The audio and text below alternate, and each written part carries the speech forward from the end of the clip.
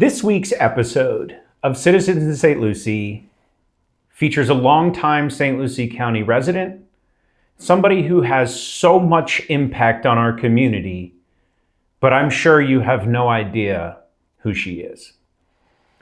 Christa Stone is one of the most unique people I have ever met.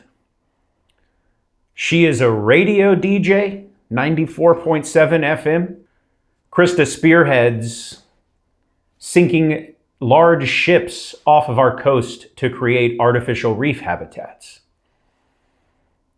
Christa works with a paint company that is developing a polymer that I think is going to, and I don't know the technology, so I may get this very wrong. She's working with a paint company that's working to improve our pollution situation here in our waterways. She gets down into Moore's Creek and cleans it with her hands, and she's not afraid to get involved in our community.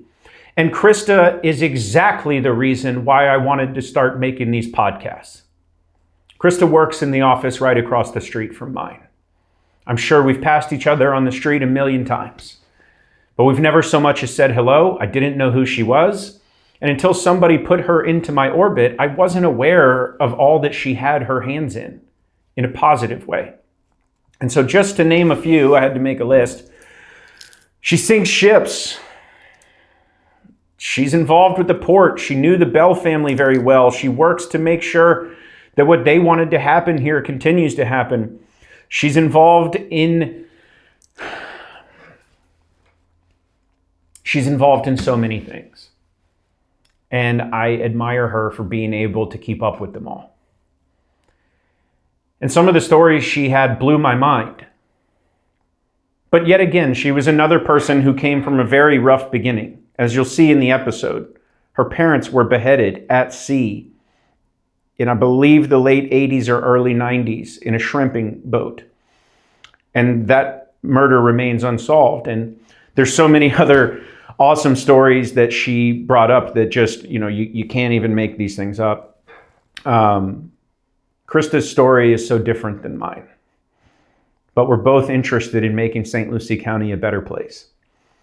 And I think that it's cool to see and hear from people who have a different story than mine and different life experiences and different beginnings, yet we still are here in this community and we want to make it a better place. Hopefully you enjoy the episode. It is very long. What I have found is that this long form content is how I get to know someone. If you don't have the attention span to take all this in at one time, I encourage you to come back to it in pieces, in segments. Because you can't get to know somebody in a 2-minute clip. You can't get to know somebody just scrolling through and seeing a 30-second spin-off of this conversation. Come back and listen to it. Hear what Christa has to say really. And get involved in the community in the way that she is. If you want this to be a better place, put in the kind of effort that Christa is, and if we all did that, this community would be a better place. Hopefully you enjoy it. Give me some feedback. I know last week's episode was a little different. I saw no response from Commissioner Townsend. Hopefully at some point she'll respond to those questions, or maybe she'll even come on the show. But enjoy this week's episode. Back to regularly scheduled programming. Christa Stone this week, Taylor Wright next week. If you know somebody in our community that needs to be highlighted, that their story should be told, I encourage you to tag them in the post below. And we'll have them in. I'll talk to anybody for any reason, as long as it's for the betterment of St. Lucie County. More or less, I really just wanted to highlight some St. Lucie County people. When I'm on social media, if I see anything relevant to our local area, it's normally negative. It's normally political. So true. And it's rare that I see something even around our area on social media anymore. Social media is kind of filled with ads and, crazy stuff from all different kinds of places. Well, I don't travel much. I like St. Lucie County. I don't really get out of this area a whole lot. If you catch me outside of 772, my wife dragged me there. I like it here. And, as crazy as that may sound, I really like it here. And I have the equipment, I got the know-how, I'm a pretty good communicator, and I know a lot of people. My family's been here a long time on both sides. And I felt the opportunity to bring people in, talk to them, highlight them, show people the community. In the second episode, I had Julene Gurney, the lady from across the street, over. I had never met her until a few days before we came in, but highlighting her business and showing somebody that, hey, Fort Pierce has something cool going on down here, I really enjoyed it. And so I don't know that I really got much out of the first episode with Cooper, aside from two guys just kind of shooting the shit. But having Julene in here and showing off her store and getting her energy, and she was excited about it, I thought, well, okay, maybe I'm on to something. Let's highlight some more people like this, that people that are making our community better, or at least their intention is to make our community better. And, again, I do way more talking in these than I want to, but that's okay with me. That's how we end up here. So, I don't know, 7, 8 episodes now. And I don't know, I don't have grand plans for this. I'm really enjoying getting to know some people that otherwise I probably wouldn't encounter.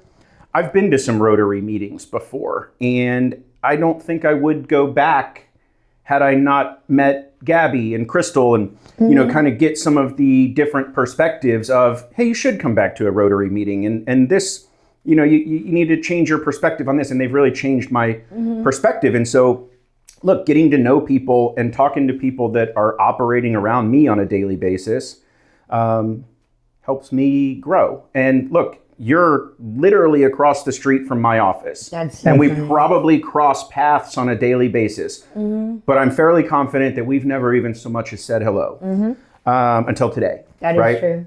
We sent some messages back and forth to kind of coordinate this, but otherwise, everybody's either got their head down or got their face in their phone when they walk around the community, and I don't want to be that anymore. I really want to know the people that are here, and look, if I like this place, I want to know some of the people that are making it so cool. Yeah, there's a term. It's called flubbing. Okay. That's what they call it. So when you're being distracted by the phone and you're in process, that's called flubbing. Okay. Well, I don't want to flub anymore. Yay. All right. And so, look, whatever comes of this, great.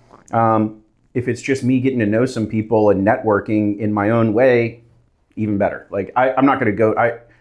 My personality is such that it would be hard for me to go to like a networking meeting. Crystal invited me to one. I said I would go. I'll probably find an excuse not to. I can't. You got to go with me. Okay. Yes. Let's go.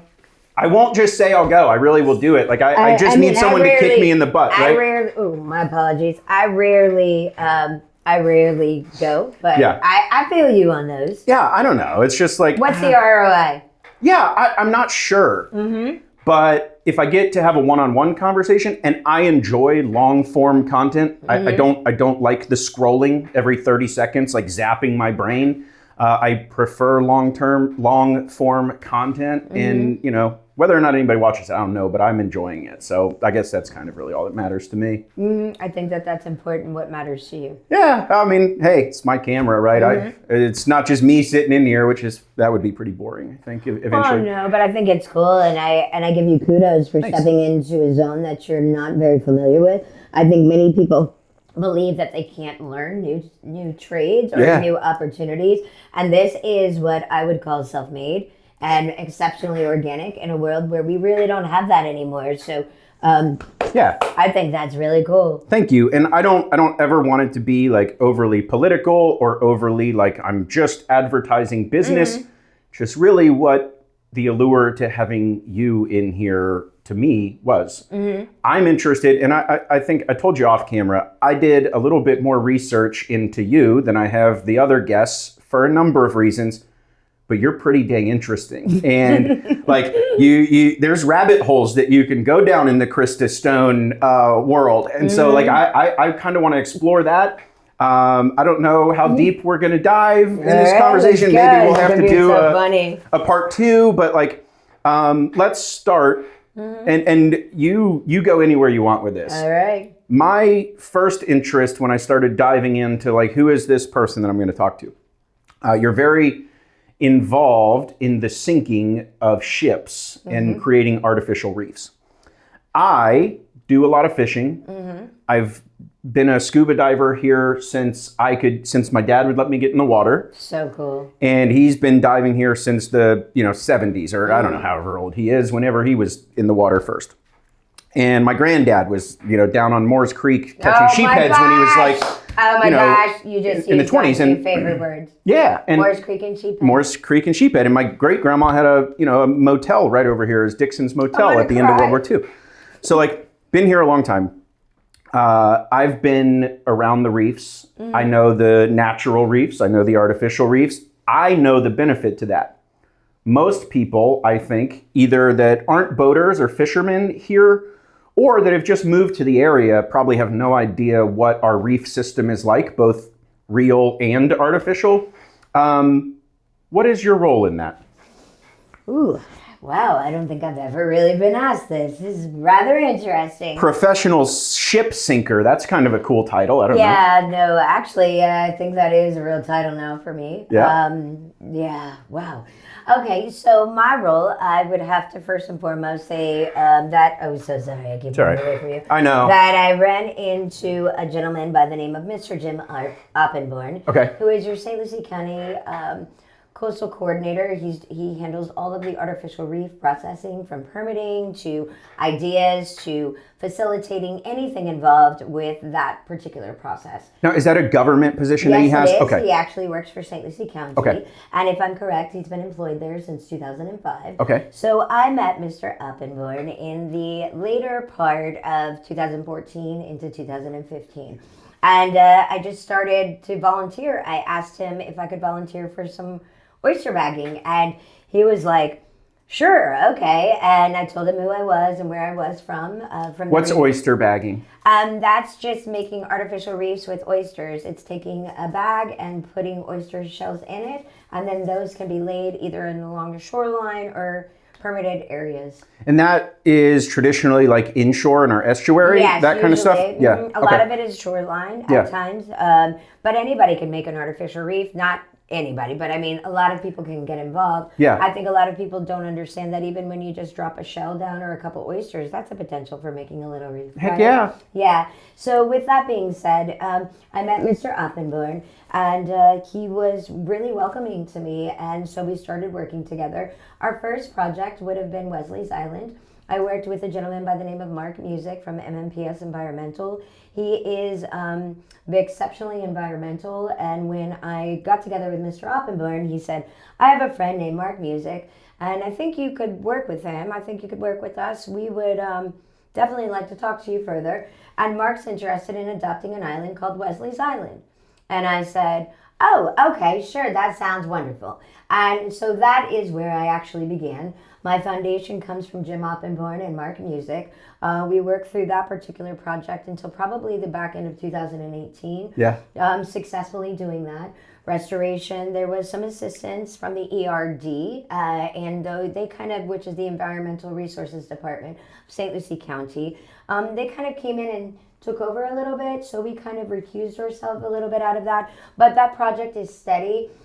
Just real quick, I'm telling you, you checked a box for me, like the local box. You called it Wesley's Island. Yeah. Again, memories of my granddad talking about going with Julian Smith to Wesley's Island and like camping out there on weekends. And I remember as a kid, there was tremendous Australian pines on that island that blew down in the hurricane, and they've not really come back in the way that it was. No, they actually were back, and then they were actually removed. Which is crazy. Yeah, ERD did that, the Environmental Resources Department. They felt that that was necessary, so they actually did a complete sweep of the island, and that had happened some time ago. I'm not an environmentalist, but I always thought it was cool. Like those trees, they definitely didn't belong on that island, but it was always so cool to see them there. Like, I don't know, I thought it was cool. Well, I think for me, in this type of industry that I've been in, I think that there are species that are originally known as invasive, but then just become this naturally invasive accepted species. Right. And for me, the Australian pines are. When I got involved with Wesley's Island, you know, it was exceptionally important for me to understand the history, and that's one thing that I've always done. So I went to the Wesley Davis family, and I met Katie Davis, I met Beverly Traub, Wesley, and I got their history and their understanding. So for me, it was always about the locals understanding the value of what is here. Yeah. I'm just a conduit to provide an opportunity for connection.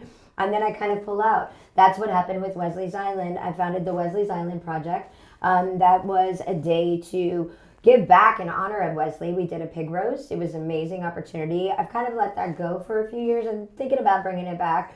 I'm going to circle back to your barbecuing skills in a little while. Oh, you're so funny. So Wesley's Island, that project, my theory was that if I threw a party and we honored Wesley and we honored locals and our environment, then locals would take it upon themselves to be responsible for managing that island.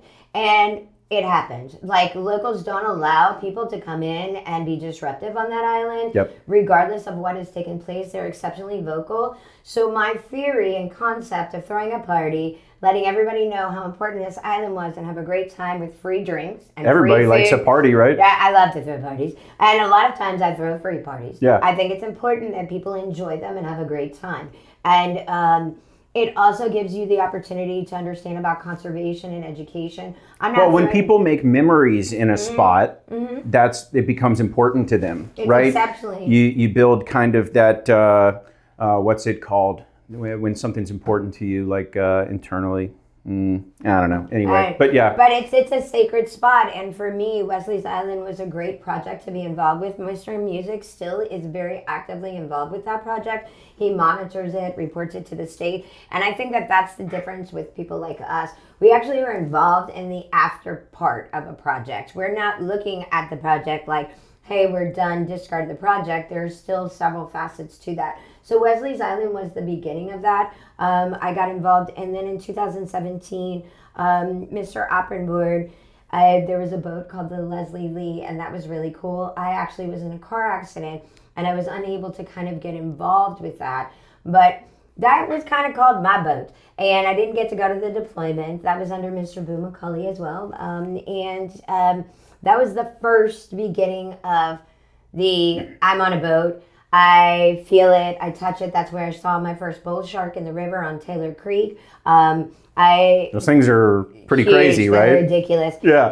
And that's when I think it got to be. It was interesting because there was a lot of controversy. There was actually someone who actually boarded that boat and set it on fire while it was in the creek. I remember this distinctively. Mm-hmm. And then Mr. McCauley made sure that that was rectified, and we took care of that situation. But it's not always simple. Mm-hmm. So I remember being so upset about that and being devastated and calling Boo and saying, like, I can't talk about boats.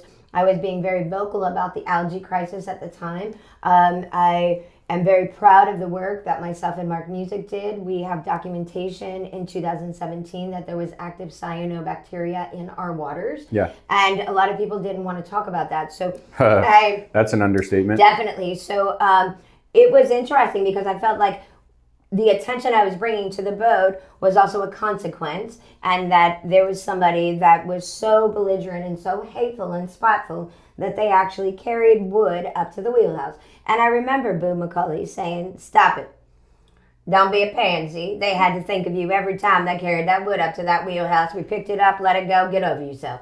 And I went, oh my gosh, he's right. So you hated me that much, or whoever, that you thought that our project would fail. Right. And once I understood that, I really understood the relativity of this is a complicated game, and this industry is not for female, and me coming into it was not well received at that time. And then I got the boat Voici Bernadette, and that was in 2018. That would have been my largest project. How big was it?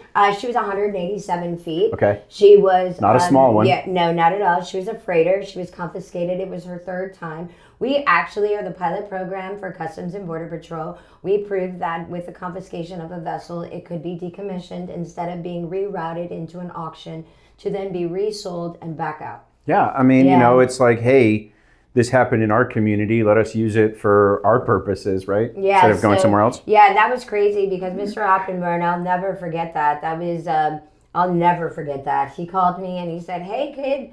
And he always says, I have a mission. Do you want to accept it? I'm like, okay, what do you want to talk about? It is. It's great. And he just said, there's a boat, and Customs in Miami wants to know if we'd like to sink it. And what do you think? And I said, okay, what do we do? And I said, how much is it? He said, it's $180,000.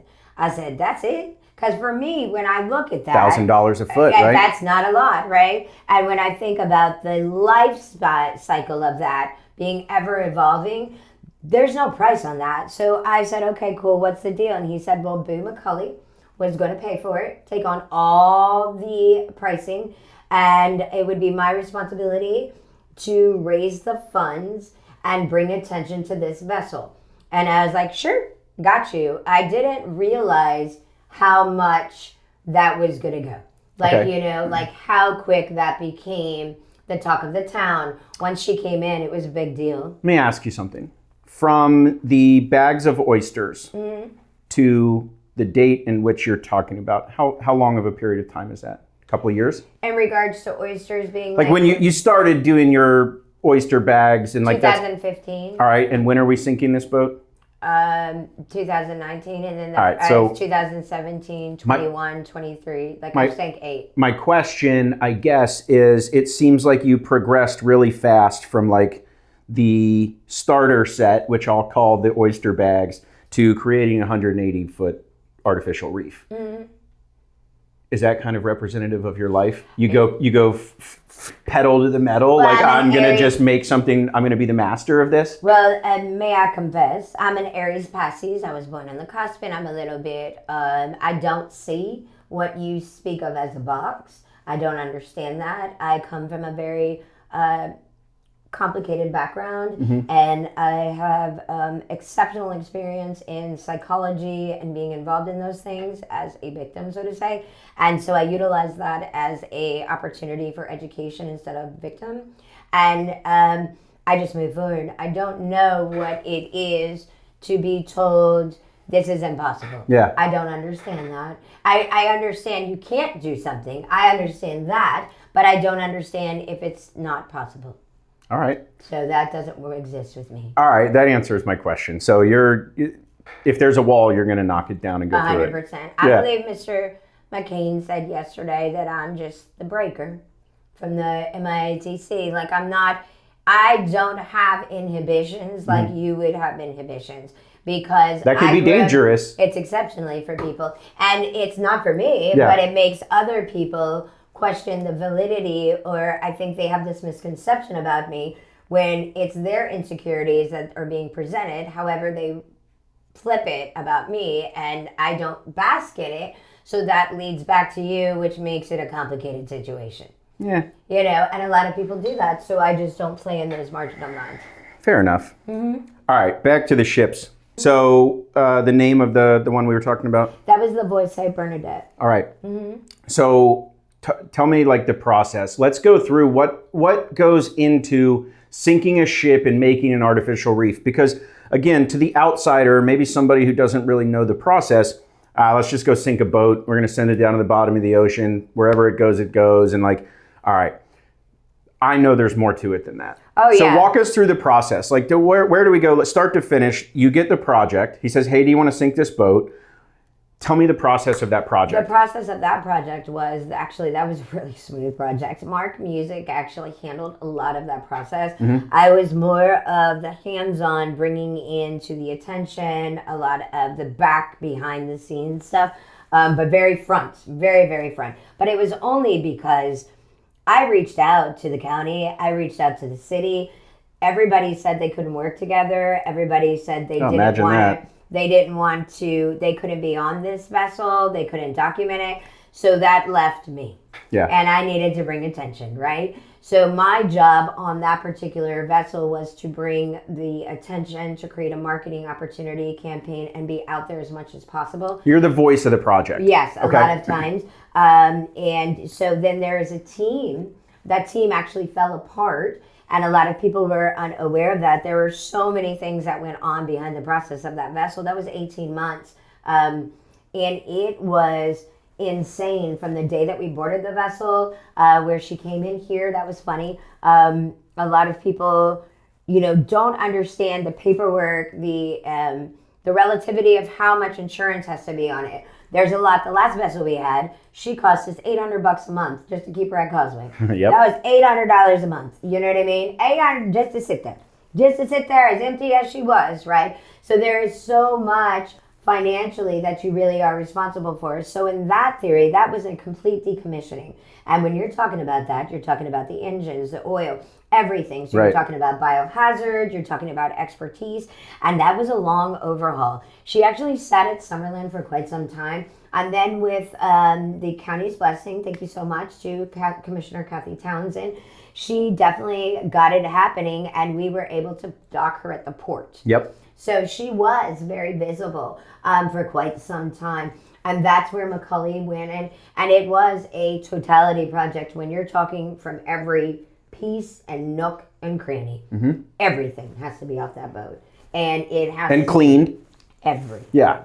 Every nook and cranny. What an undertaking, right? It's a huge undertaking. When Hendry sank, which was the last one we had, that was during the hurricane, and that was 22 and 23. We kept her out here. And I remember being so overwhelmed. I was like flipping out. She sank at the Dolphin Pile, and the boys were actually on the West Coast. And I was freaking out. I was freaking out. And she was just taking on water, let's say that. Right. And I was flipping. This is the one that was at Causeway? Yeah, the Hendry. And I was just like, because that is my job. My job is 24/7 responsible for that thing, no matter what. Make sure it doesn't sink till we want it to sink, right? Right, yeah. And, I remember Jack being, it's fine. It's going to take on water anyway. It's going in the bottom of the... I was like, it's not here. Not here. And then... I went, you know what? I got insurance on this. It's cool. And they showed up with some pumps that were still going to have water. I did a photo shoot. You turned it into a positive. I brought Anya Anoni. She was Junior Miss America. I brought her there. She about died. And then I did my girl Genevieve. And you take like a Miss America and you put her next to the St. Lucie the sewer plant. I did. Junior Miss America was there at sunrise. Probably not where she intended to do a photo shoot, right? No, but thank God her mama loves me and Anya trusts me. But I swear, I was like, listen, I need like a few dresses. And I need you here at sunrise and your best photographer. She was like, what are you talking about? That's sewer plant. I said, please just be here. Yeah. And it turned out wonderful because Anya's holding the sunrise. Yeah. That's so cool. Yeah, but my girlfriend owns a brand called Trailer Park Rich. And it was so cool. Trailer Park Rich? Okay. And so it was cool. She had a photo shoot in there. And that's what I turned it into. It's like a clothing brand or what? It's definitely a clothing brand. Okay. It's like a Florida brand. And it's so really cool. And shout out Trailer Park Rich, right? G. Yeah, like she's so amazing. Okay. I love her. Self-made. Awesome. And, but I brought her in. And it was so cool. I mean, there's her merch. And it's being like... The visual is like the water there, and you can see the reflections on it. It was, when we you have get such involved cool stuff here that people, you drive by on a daily basis, take some time and look around. Like there's still some beautiful places here. Even if you're next to the sewer plant, like you can find beauty even if you just look the other way, right? Mm-hmm. There's so much here. There's so much here. But when you're talking about permitting, there's, Mr. Oppenborn told me a very long time ago when we first started. He said, everybody thinks they can sink a ship. And I said, well, I don't understand that, sir. That's just ridiculous. And I've seen it.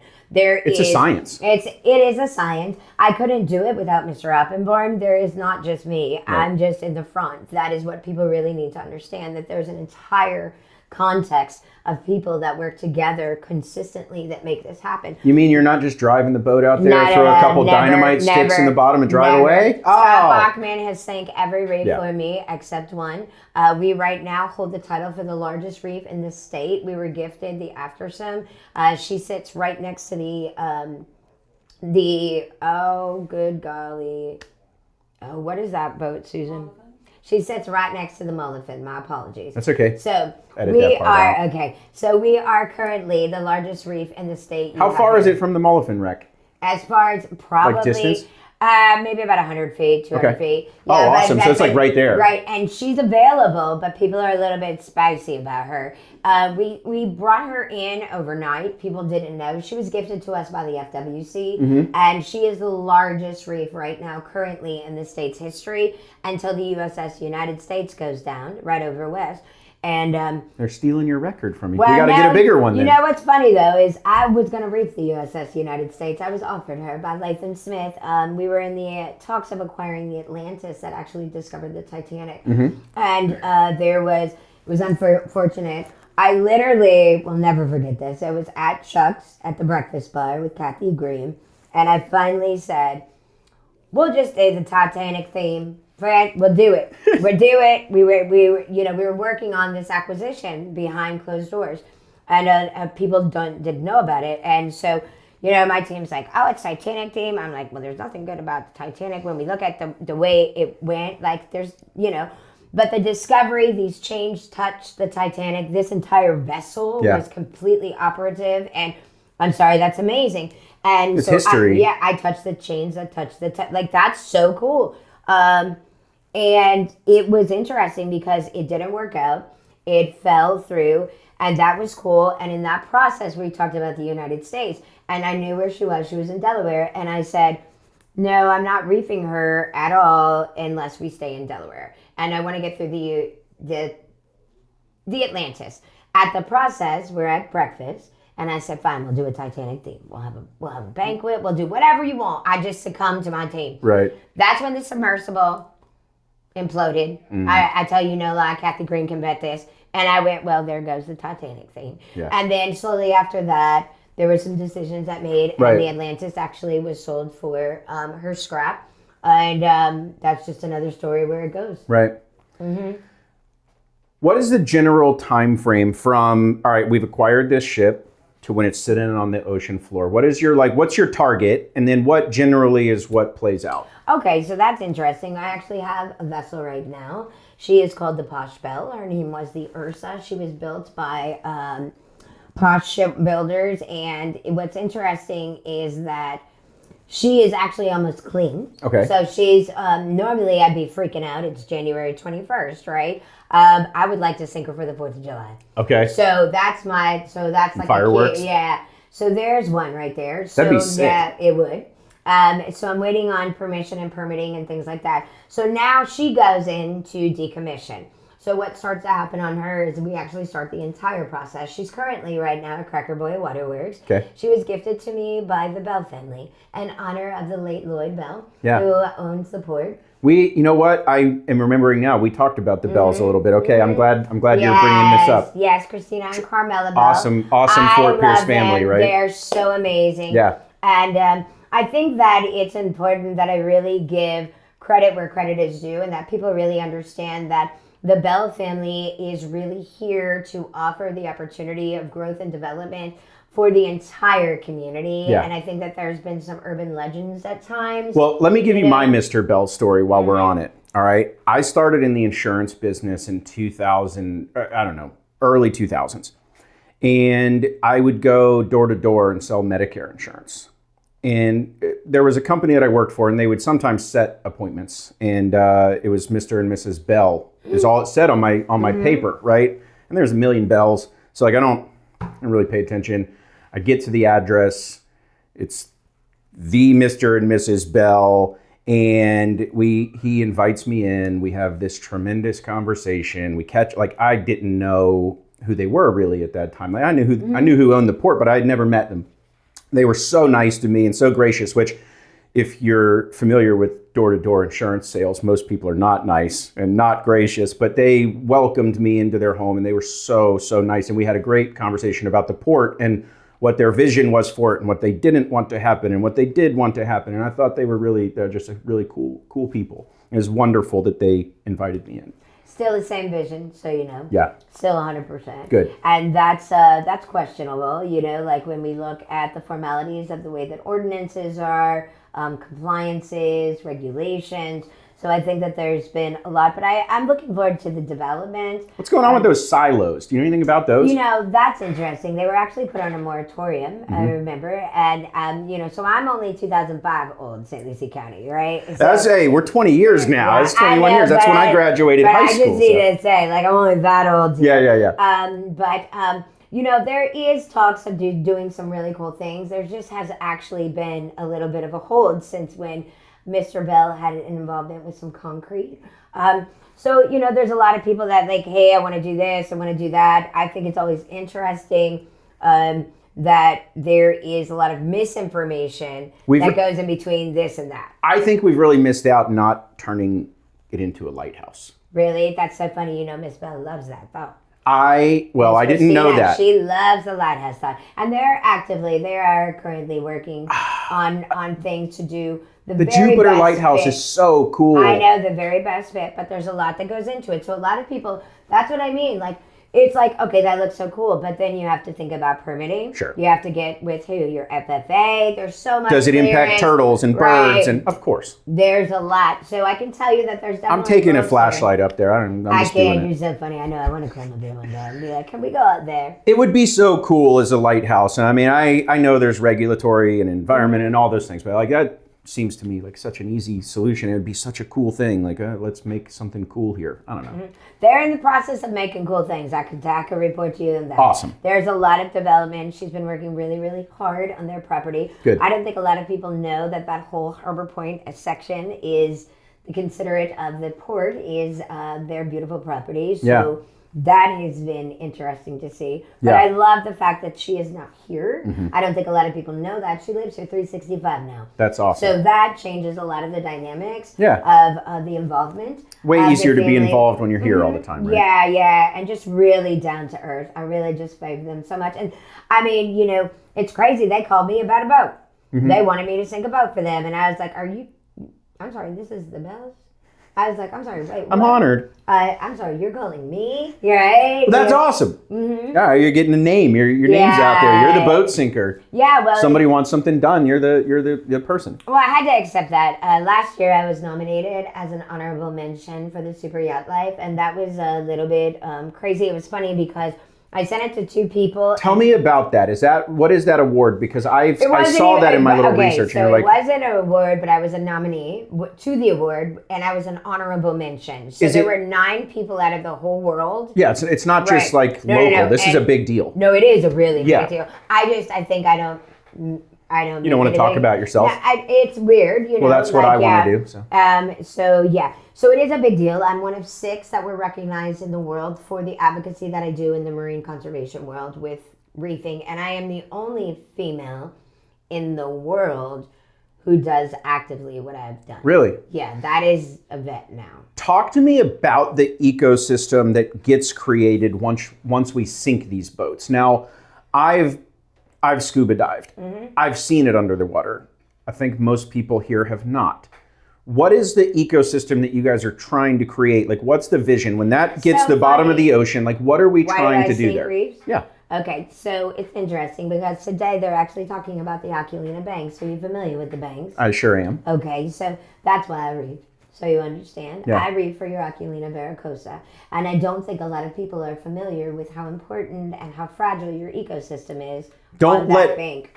Let's just take a step back. Yes, I'm familiar with the Aculina Bank. I think it would be worthwhile for you to tell anyone who's watching, like, what is that and why is it important that we're protecting it? Well, actually, it's up for a question today in regards to the potential of fishing the Aculina Banks, and that would be shrimp trawlers. Yeah. The Aculina are a coral. They require no photosynthesis. They grow about a ½ inch a year, and they are the fanned out white coral that you see. You cannot replicate them. And the banks only exist here in the entire world. They used to start out in the Jupiter Straits a little bit into, I would say, like the 321 area, Cape Canaveral area. However, they've been fished a little bit, right? So our banks are actually federally protected. Yes, they are. They were protected by a gentleman by the name of John Reed. I call him a doctor. I know he's not. He's a marine biologist. He discovered the banks and worked very, very hard to get the banks protected, federally protected. Yeah. Now, there is talks of questions about using systems out there that would potentially harm and hinder the banks. And that is up for discussion today, actually, which is interesting. Kate Hussey of WPTV, an amazing investigative reporter. I just really favor her work. She actually won an Emmy last year in regards to her tornadic episodes. And she did, oh my gosh, she was just everywhere. I just love her. Yeah. And she's young, she's formidable. And it's important to be like that, even when you're asking questions that people are not comfortable with. Sure. And so she's really worked exceptionally diligently. It'll be interesting where this vote goes to, because there is a consensus of there may be mixed emotion about who's actually on the boards that actually register for votes versus who owns private and public involvement. So your interest is our natural reefs and areas are shrinking. Exceptional. And they're less and less protected. Exceptional. And the commercial fishing industry, along with the recreational fishing industry, knows that the Oculina Bank is full of life. And other places are getting fished out. Commercial shrimp fishing is pretty tough on reefs. And it's my understanding they want to be able to go in there and fish. Yeah? And that's the vote that you're talking about. And so creating those artificial reefs, creating more environmental areas like that, is that why that's important to you? It's exceptionally important because it creates your food on your table. I don't think people understand that the reason we are the Treasure Coast is because of water. And it's always very sad to me. I grew up in Miami.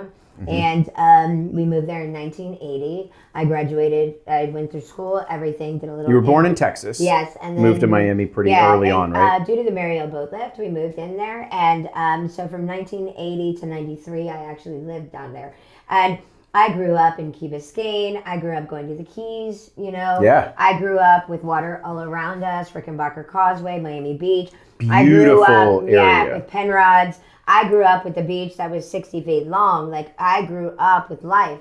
So when we came here in 2005, I saw the beauty, but I only stayed kind of like in Martin County. When I got with the radio station, I discovered Fort Pierce. And then I just never left. And then I was like, oh, and then Jim Oppenborn is from Miami. So we have exceptional responsibility here that we know how important your water system is. Even if people didn't understand, we never really were like, hey, let's talk to the papers about it. Let's tell you. We just went and did the work. So I'm very grateful for the working relationship that I have with Mr. Oppenborn because we work well together. It's important that people understand that conservation is not just about saving wildlife. You know, conservation means putting down a structure, creating an opportunity for an ecosystem to develop. Over here in Indian Hills, right, there's stormwater restoration areas that bring water that's untreated directly into your Indian River Lagoon. I personally have a spot that I've worked at, I want to say it's about 10 years now, and I want to say the oysters have been down for almost 9 years. The visual representation of what has taken place out in that area, if fishermen actually follow me, they really should spot up at that place because the fishing is phenomenal. And there's 8 oyster banks right there. And it's crazy because they're all operating now. It's an entire ecosystem. It does operate on the water that comes out. It is sad because like when there's no water that comes into that little break, everything dies. I've learned how to handle that, you know. I get excited. I see these fish that haven't made it out. And they're my friends. And I come back and it's like summertime and you ain't got no water and now you're dead. And I'm like, sorry, Henry. Whoops. You know, but it is a cycle. And I wish that people understood. Nature's filtration system. So like what we're doing is just taking a plant and putting the seed. And then everything. So microorganisms, anything, plankton, all of that is within an hour, within seconds. When you think about it, you've got turtles, you've got larger species that come in. That's usually 24 to 72 hours. You will have a Goliath grouper. You will have somebody that has come in to that area and actually owned it. And then it just starts creating itself. The Boise Bernadette has had exceptional secondary concrete deployment. I don't think people understand what that means. And what that means is we're saying secondary, but that might be 6 secondary concrete deployments, which means that reef has grown exceptionally larger around the circumference.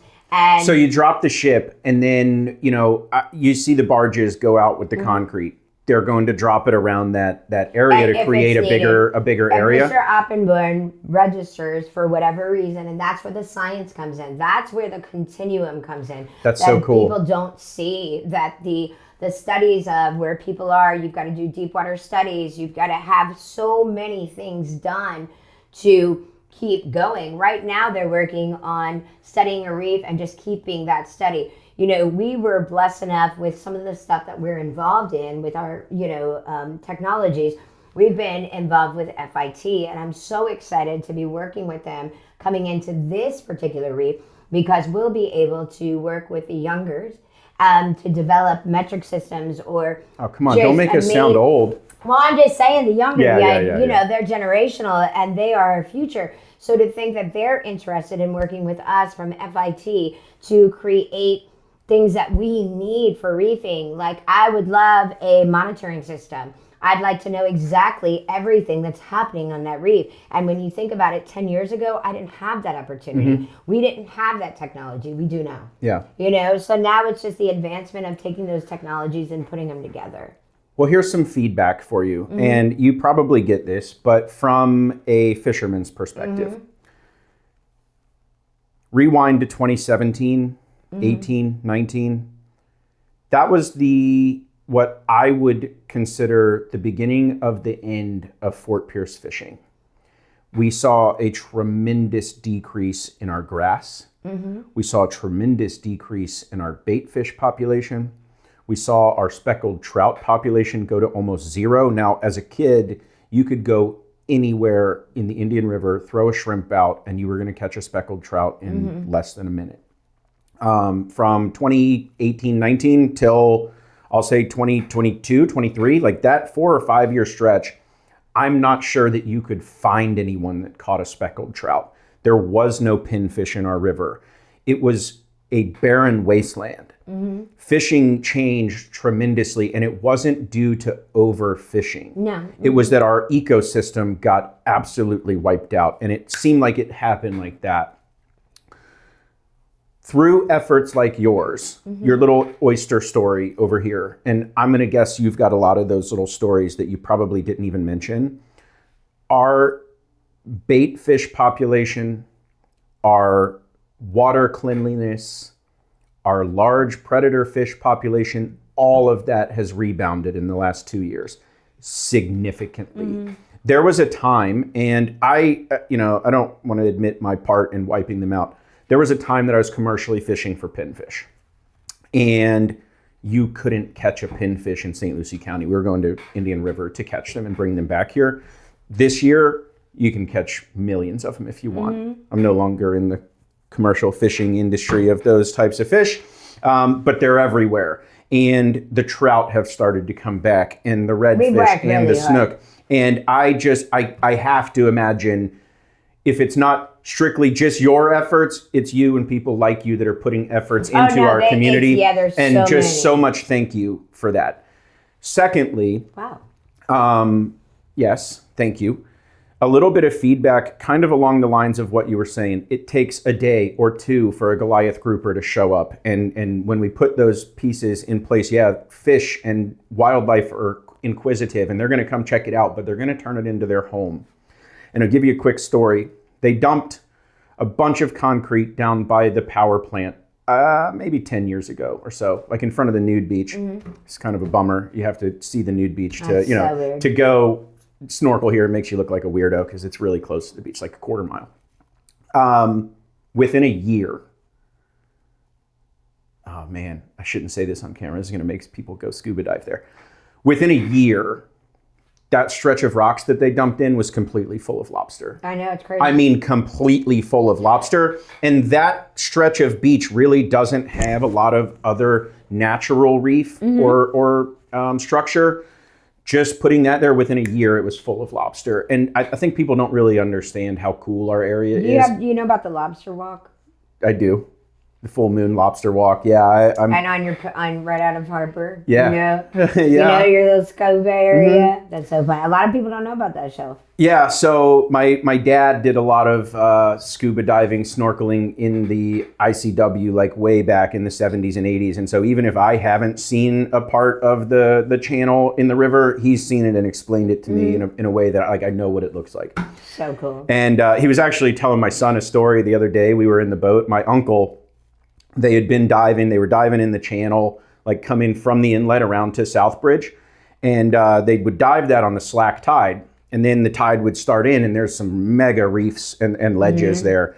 And my uncle got like pushed underneath one of the big ledges and almost didn't make it out of there and made it up. And my dad was telling the cool story the other day. What you're doing has an impact. All that to say, again, I talk a lot when I open my mouth. I have a hard time closing it.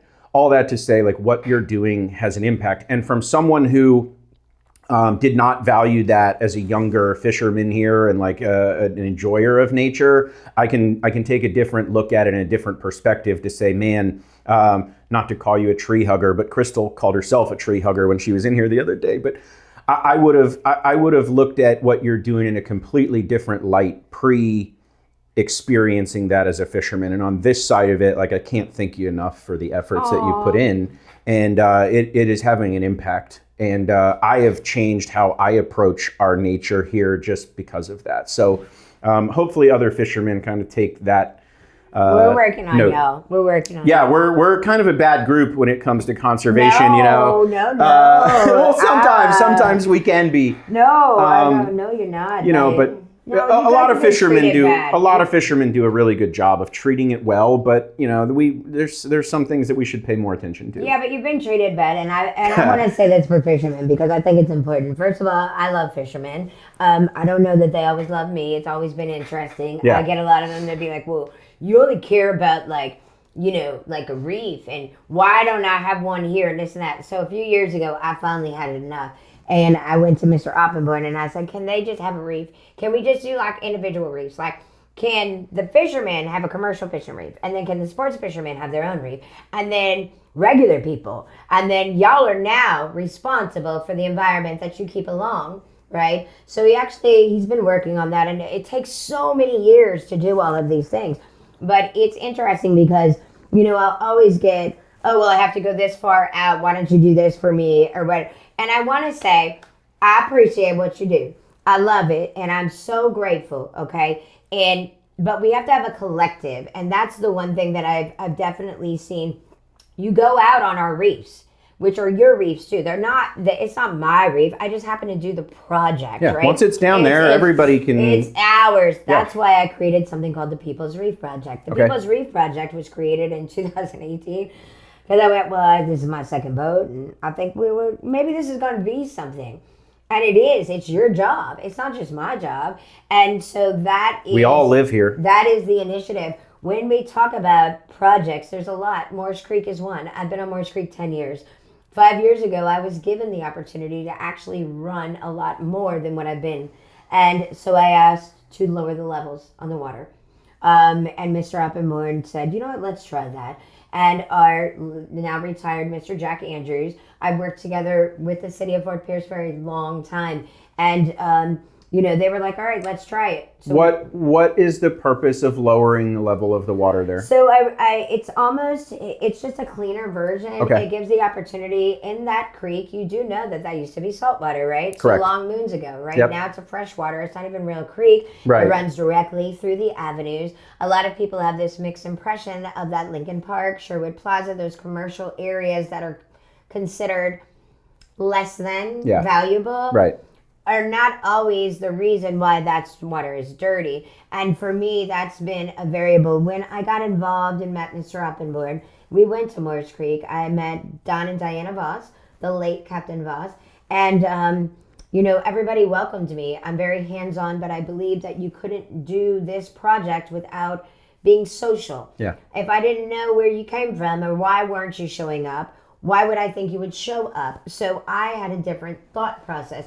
So my initiation is I can walk through Lincoln Park and it's not really going to be, it could be a problem. I don't ever want to say it's not a problem, but I can walk down the boulevards and people know me. Yeah. And they're very respectful. I'm welcome into homes. I'm loved, fed, honored. Listen, I'll go back to my Medicare selling days door to door. Like, there was no neighborhood I wasn't going to go in. If they gave me an address to go to, I was going to go.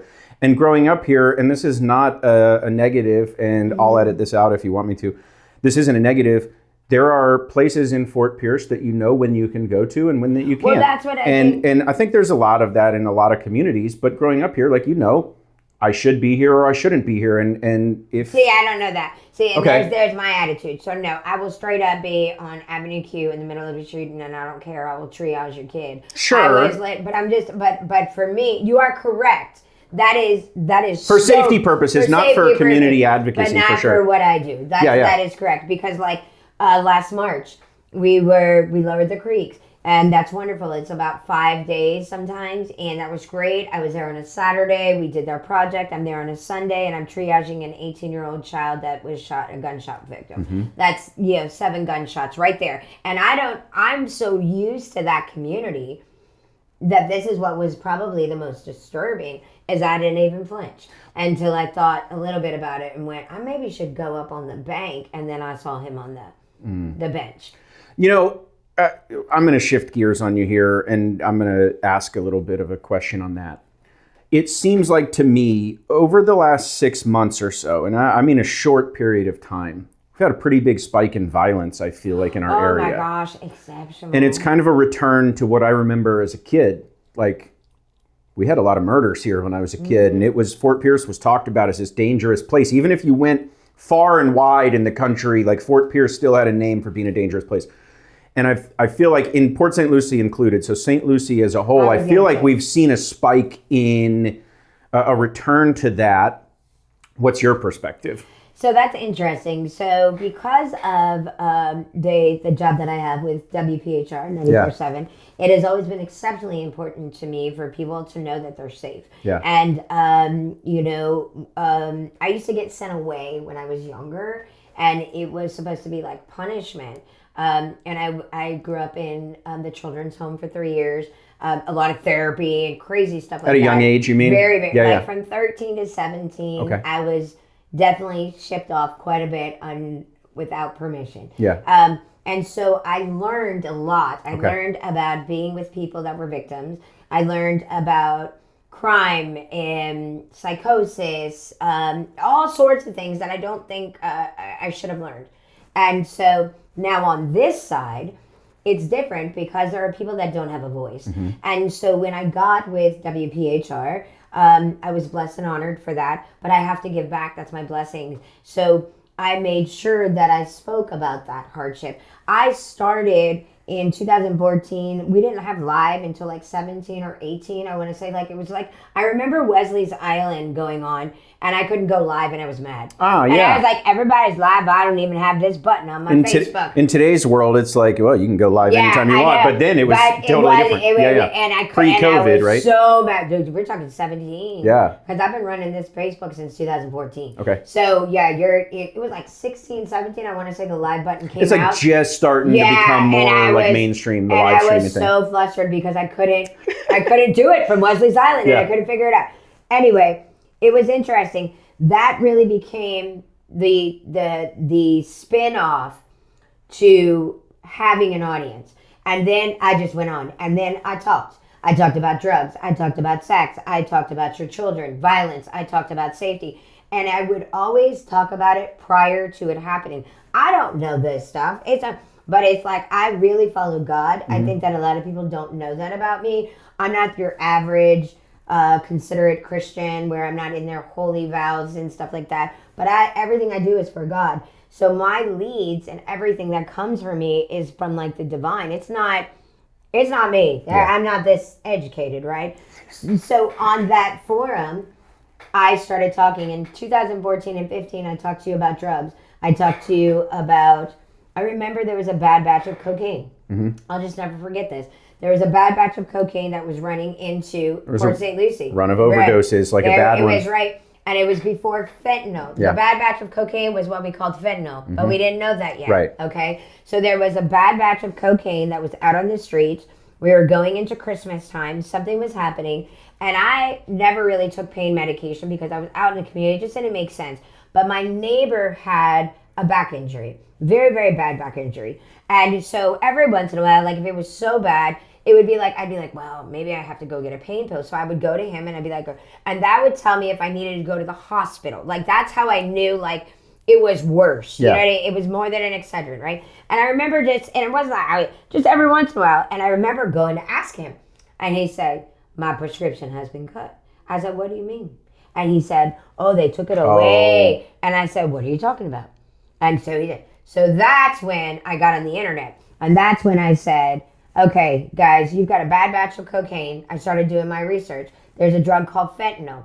It's this, that. They're using it, and it's kind of like an additive. It's an enhancer. Just thinking. So that's how I talk to people. I let people know that it's just an enhancer. And a lot of people aren't familiar because we are in a society that offers too much information, so you remain not attentive. Yeah. So, right, you're on overload. So you're not understanding that all of this information is available. I started getting reach out from people that were asking me to intervene with overdoses and the police. That's where it started. There were a few people. You'd call the cops, your kid is OD'd, then you're coming in the house, the parents are smoking weed. Okay, now the cops are interested in the parents smoking weed when the 28-year-old is over here bugging out and they're on crack. And so that became a variable. So I started being very vocal with our Port St. Lucie Police Department and discussing these things behind closed doors, but very fiercely. One thing's going to kill you and one isn't. Let's focus on one. And always fact checking. Never doing a disservice to anybody because that's not appropriate. Sure. But definitely I'm going to talk about what you're uncomfortable about. So I talked about... People don't like to talk about this. And I talked about the drug industry changing. And I said that you are going to now see addiction come to a higher level. You're going to see soccer moms that have been taking medication for their children and getting their Adderall. You're going to see Susie that's been working as a powerhouse attorney fall from grace. And that's what started to happen. Yep. That happened in 2016 to 2018. And I call it the divide. So in that divide, that's when medication became monitored.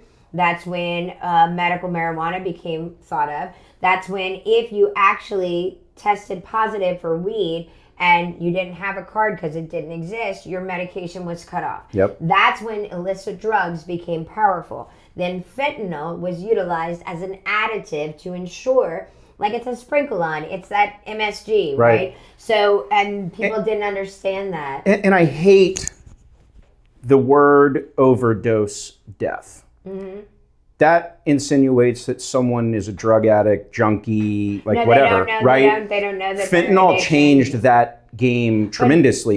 You can do it one time, and that's all it takes. But not only fentanyl changed the game. What changed the game was the prescription. So that's what people need to understand. Okay. Fentanyl did not change the game. Fentanyl was just another drug in the trade. Drugs are always ever evolving. It's always going to be like that. There's going to be something better. It's just how it goes.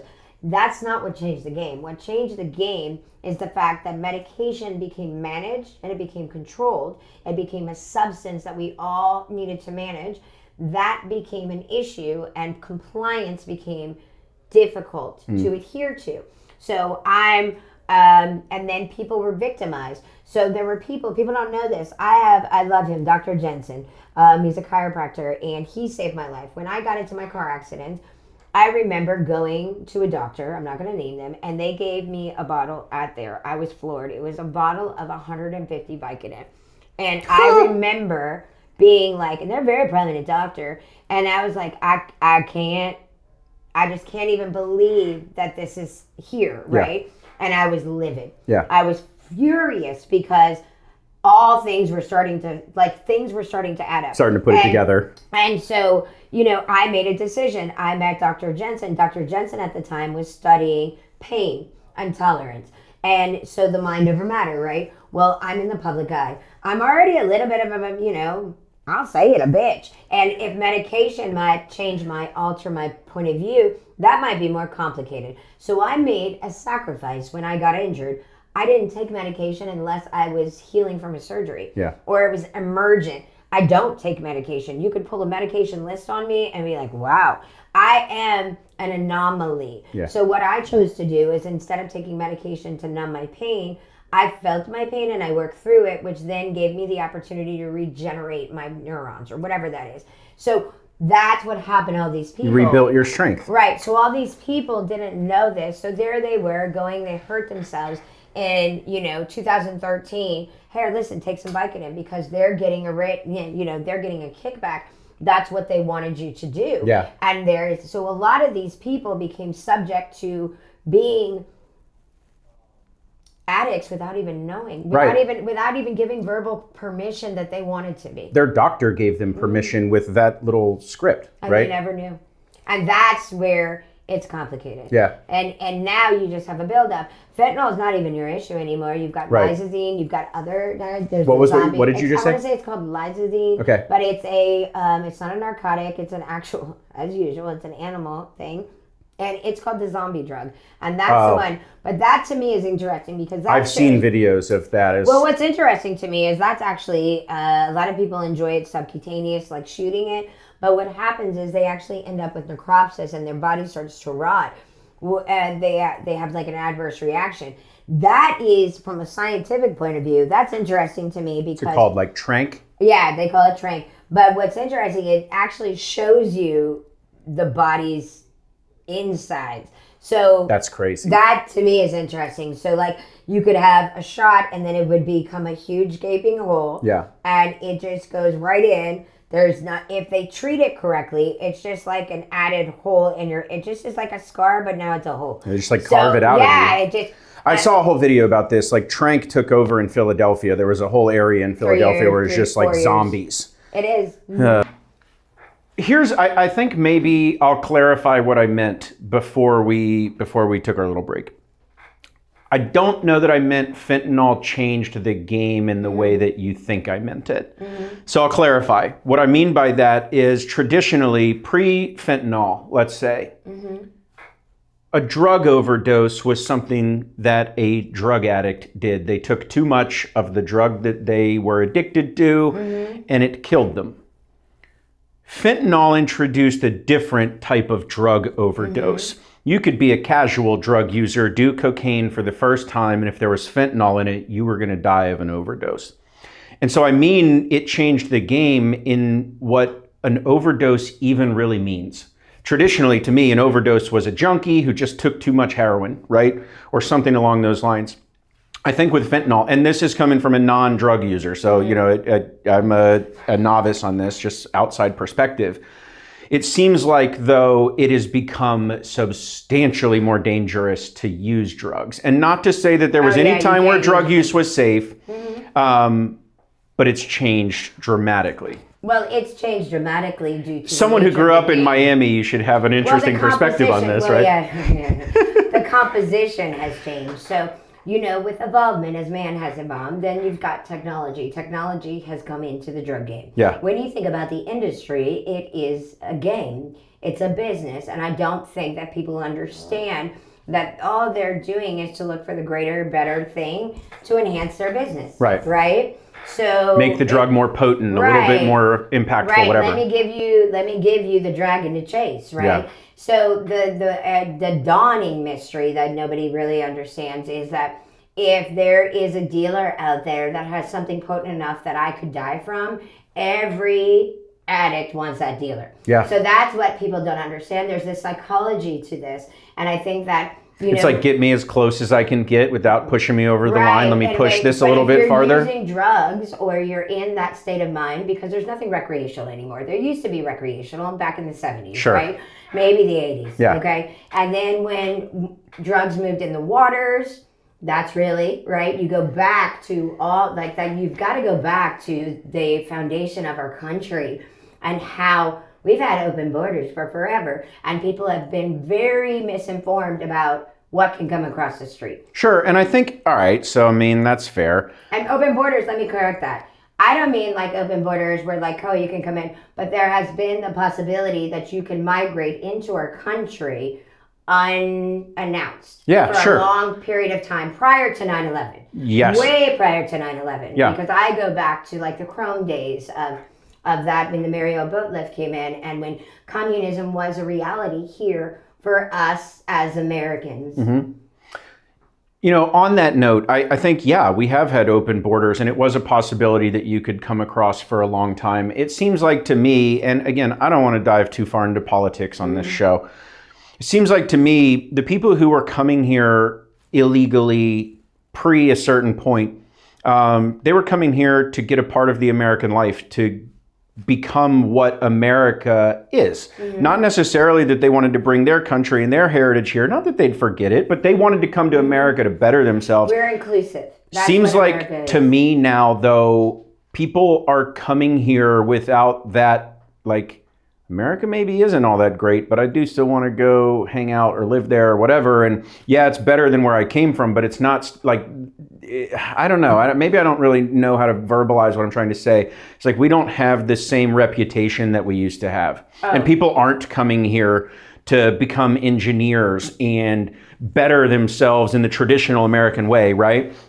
People seem to be coming here because there's get-rich-quick schemes and that they can, find a drug sale or like whatever. Not everyone that's coming here is for that. And I don't want this to be taken out of context. It just seems like the goal has changed for people that are immigrating here, maybe. I'd be interested to know your perspective on that. Well, that's interesting coming from my background with immigration. I think that there's a lot that needs to be looked at when we talk about the ordinances and when we talk about today's society. When you talk about infiltration, it is more than just somebody coming across your border. It has to do with their agenda, their objective. Why are they coming here? Are they here for the betterment of our mankind here in America? Or are they here to neutralize that opportunity? And I think that that's where the discussion should be more.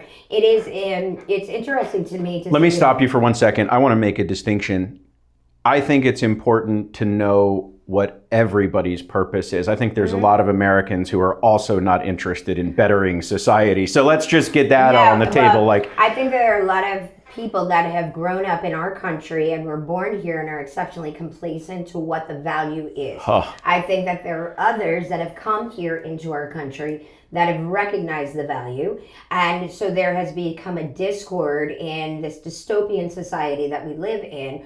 And then you take into it your religion, you take it into maybe the subject line of where your religion actually stands for as a whole totality. And that's where these things start to become controversial. Yeah. I don't think that we're looking at people anymore as humans. We're looking at them as a percentage, a data point, a representation of a country. And I think that that's where things get convoluted. You know what I mean? Because when we the almighty statistic, right? Right, but for me, having that background and coming from Miami, it's interesting. I'm very quiet about the immigration conversation, and there are reasons why. I don't think that there's enough education out there to have conversations at times with people. They get very upset when you discuss immigration reform or therefore supporting or lack of. It's one or you're not happy. Just like anything in politics these days, it's either this way or this way, and there's no middle ground, and I'm right and you're wrong, but I need people to know, like when I was 12, there was an immigrant that tried to abduct me, and that is true. He tried to abduct me. He was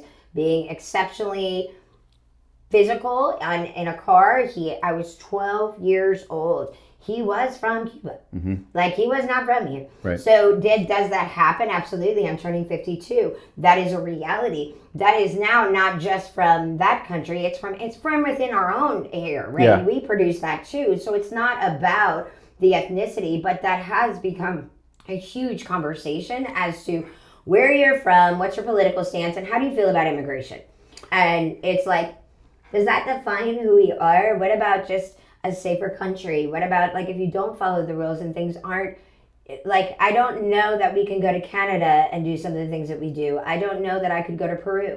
I don't know that I could go anywhere throughout the world and do some of the things that America has allowed to say is acceptable. Yeah, because for sure. we are. And there's cultural differences and there's, all kinds of differences and yeah, that's interesting. Well, it's interesting to me because I'm Mexican American. I was raised, I'll say it, and it might offend people, but I was really raised by some white people. And it's funny. I am white. I'm 50-50. Mexican, raised by white people in Miami around probably mostly Cubans and, Hispanics. Yeah, it was interesting. Yeah. So, I deal with racism quite a bit. And so I think were you adopted? Yes. Okay, I assume that's what that means, right? Adopted, but there was a guardianship. Yeah. Okay. Yes, sir. Sorry, that occurred to me. But that's also where I come from, reefing. My parents were murdered when I was 7 months old. They were murdered in the Gulf of Mexico. So for me, that's also the water. Can we talk about that story? Sure. If what you is? like. What happened? I don't really know. Sure. My mother was from Mexico, and she came here. She married my father. He was a shrimper. Isn't that funny? And it's so crazy. Come from a little place called Surfside Beach. Crazy. Oyster Lagoon. Crazy. Right. Right. It's like you were born to do it. It's insane when I bringing it full circle. when it comes around. Yeah. My father's name was James.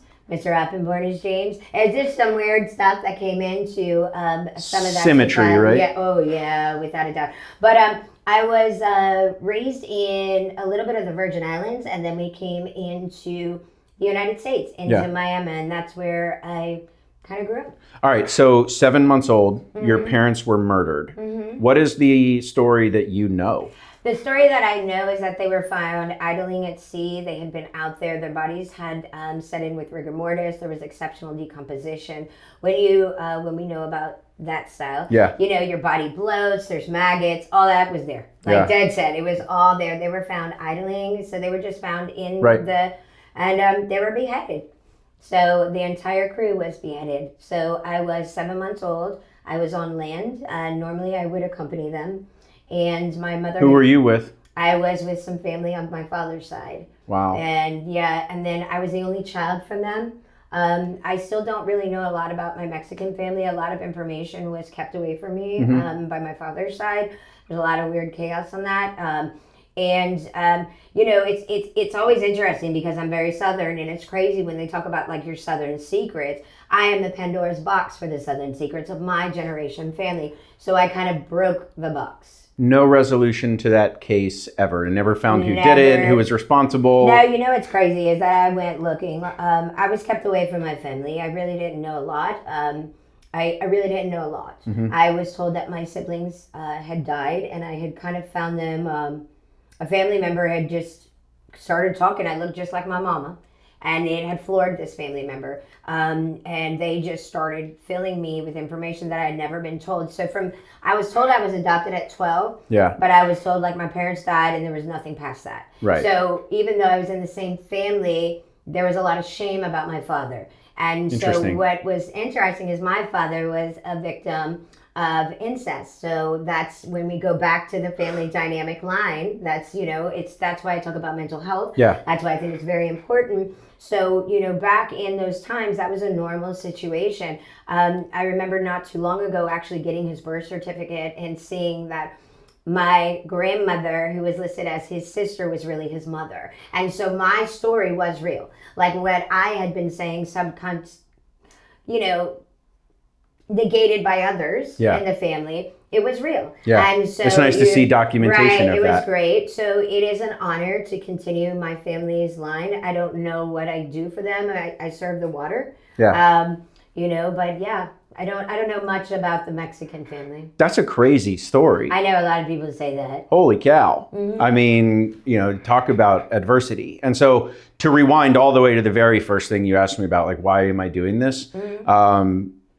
I didn't intend to draw out stories like that, but talking with Crystal last week and a couple of the other guests, it's very easy to get stuck in this echo chamber of my life has been great and I really haven't had adversity and I don't have to deal with these challenges. No, that's me. And talking with people like you, it helps me, stay kind of in tune with like, not everybody has this life story that I have that's been all, happiness and love and family, and not everybody has that. No, you're right. But what I find interesting is that you have taken completely different circumstances than I have. And the same with Crystal. I said this in Crystal's episode. You've taken completely different circumstances and turned them into a positive way forward. And I get the impression that it has not been an easy road for you. Oh no, there's a lot of people that are not. And I think probably, anyone who's watching has picked up on the fact that it's not been an easy road, but there's still a lot more to the story. And I know that we're going to get restricted on time coming up, so we're not going to get the whole Christa Stone story. I am confident, as long as you'll return, that I would like to do a part 2 at some point. But until we get to the end of our time today, I'm going to continue to hit you with questions because you're hitting me with some pretty cool answers. How do you, let's go from something, kind of heavy hitting and really personal to a little bit more of a lighthearted question. How are you from Mexican heritage, born in Texas, grew up in Miami, and now living in Fort Pierce? a Pittsburgh Steelers fan. Oh, that's funny because I did that. You really did your diligence. That's funny. You went deep. Ooh, a lot of people don't know that. Okay, so that's kind of funny. So growing up in Miami, okay, with my dad, I always tried to like be cool with him, and sometimes it was just like you're never good enough, right? Yeah. And you know, he had a pivotal role in immigration. Let's just say that, right? So always looking for like, hey, I'm the one, Dad. You know. Anyway, so Mr. Kirk Olivadotti was our neighbor for the UM. I'm going way back, okay? University of Miami. Yep. And so the Olivadottis were our neighbors, okay? And so my father loved UM, all right? And I did too, until I dated this guy named Jesse. And then Jesse liked FSU. And then my Big dad... rivalry. Yeah, but my dad had never been like, let me explain the game to you, right? So now I'm dating this guy who really loves, like a Steeler fan. And I remember getting him a jacket, and my daddy UM jacket from like JCPenney. It was so funny. I was like, look, you both get your Christmas gifts. But it was so funny. And so when you could still buy Christmas gifts at JCPenney, right? So he had taken the time to like explain to me. And so he liked, you know, the Steelers and FSU. Got it. So it was kind of like I started to understand. And then FSU is kind of like complicated against Miami. So it was kind of funny, right? And then he loved the Dolphins. So then it was like, oh, Steelers. So it was kind of this thing. And I loved it. And you just stuck with him. Yeah, I really did. I learned about him. I learned about their steel curtain. I learned so much about it. And then that's actually funny because the next time I got to actually talk about the Steelers was when I got to the radio station. And our newly elected city commissioner, Christa Stone, is a huge Steeler fan, as well as my boss, Karen Frankie, and her family. So, yeah. Awesome. That's funny. That's a terrible tell. All right, yeah, I picked up on it. It's like that's Texas, funny. Florida. I don't know how Pittsburgh comes into play, but it was just silly boy, huh? It's a boy we dated. It was. And I really do love FSU. Yeah. I think that they're great. I think that a lot of times people don't realize how much comes out of it when you look at, you know, Florida State. They'll be like, oh, that's less than. No, it's not. Yeah. You know, Bethune-Cookman. I love all the colleges. Yeah. Here, Florida's important. Awesome. All right, so you touched on the radio station. 94.7 is the radio station that you broadcast on. Yes, sir. That's country music, yes, sir. Country music has kind of gone in waves around here. Like it has its like times where it's super popular and then it'll kind of fade in. But tell me, how do you get into the radio business? Like, where does that fit into the story? So that's kind of crazy. In school, in high school, and in oh, good God, it's so funny. Elementary. Okay. I wanted to be like Barbara Walters. I wanted to be like Joan London and Walter Cronkite, and I wanted to study journalism. Wanted to deliver the news. Always. So, like, I was the nerd on the TV show with talking about your lunch and the weather in elementary school. That went into junior high, but junior high was a little complicated. So that's a lot of time I got sent away. All right. So, but I came back and I got into television production. Yeah. And I really loved it. And then, it was so funny. I did it for 3 years, and I, like, botched radio the whole time. Like, I'd be like, I'm not doing radio. I'm going to be on the TV. And I'd be like, I'm not doing it. So we had a radio show in the morning, and I remember, it was so funny, Mr. Bernard, he said, if you don't do this, I'm failing you. And I was like, oh no. Oh, my God. So I had to do this radio show. Right. And I hated it. I didn't like it. I didn't talk. I thought it was dumb. I just was like, it was so stupid. Right. Okay, so now fast forward. I go to the Connecticut School of Broadcasting in 2003. At the time, my daughter was 3.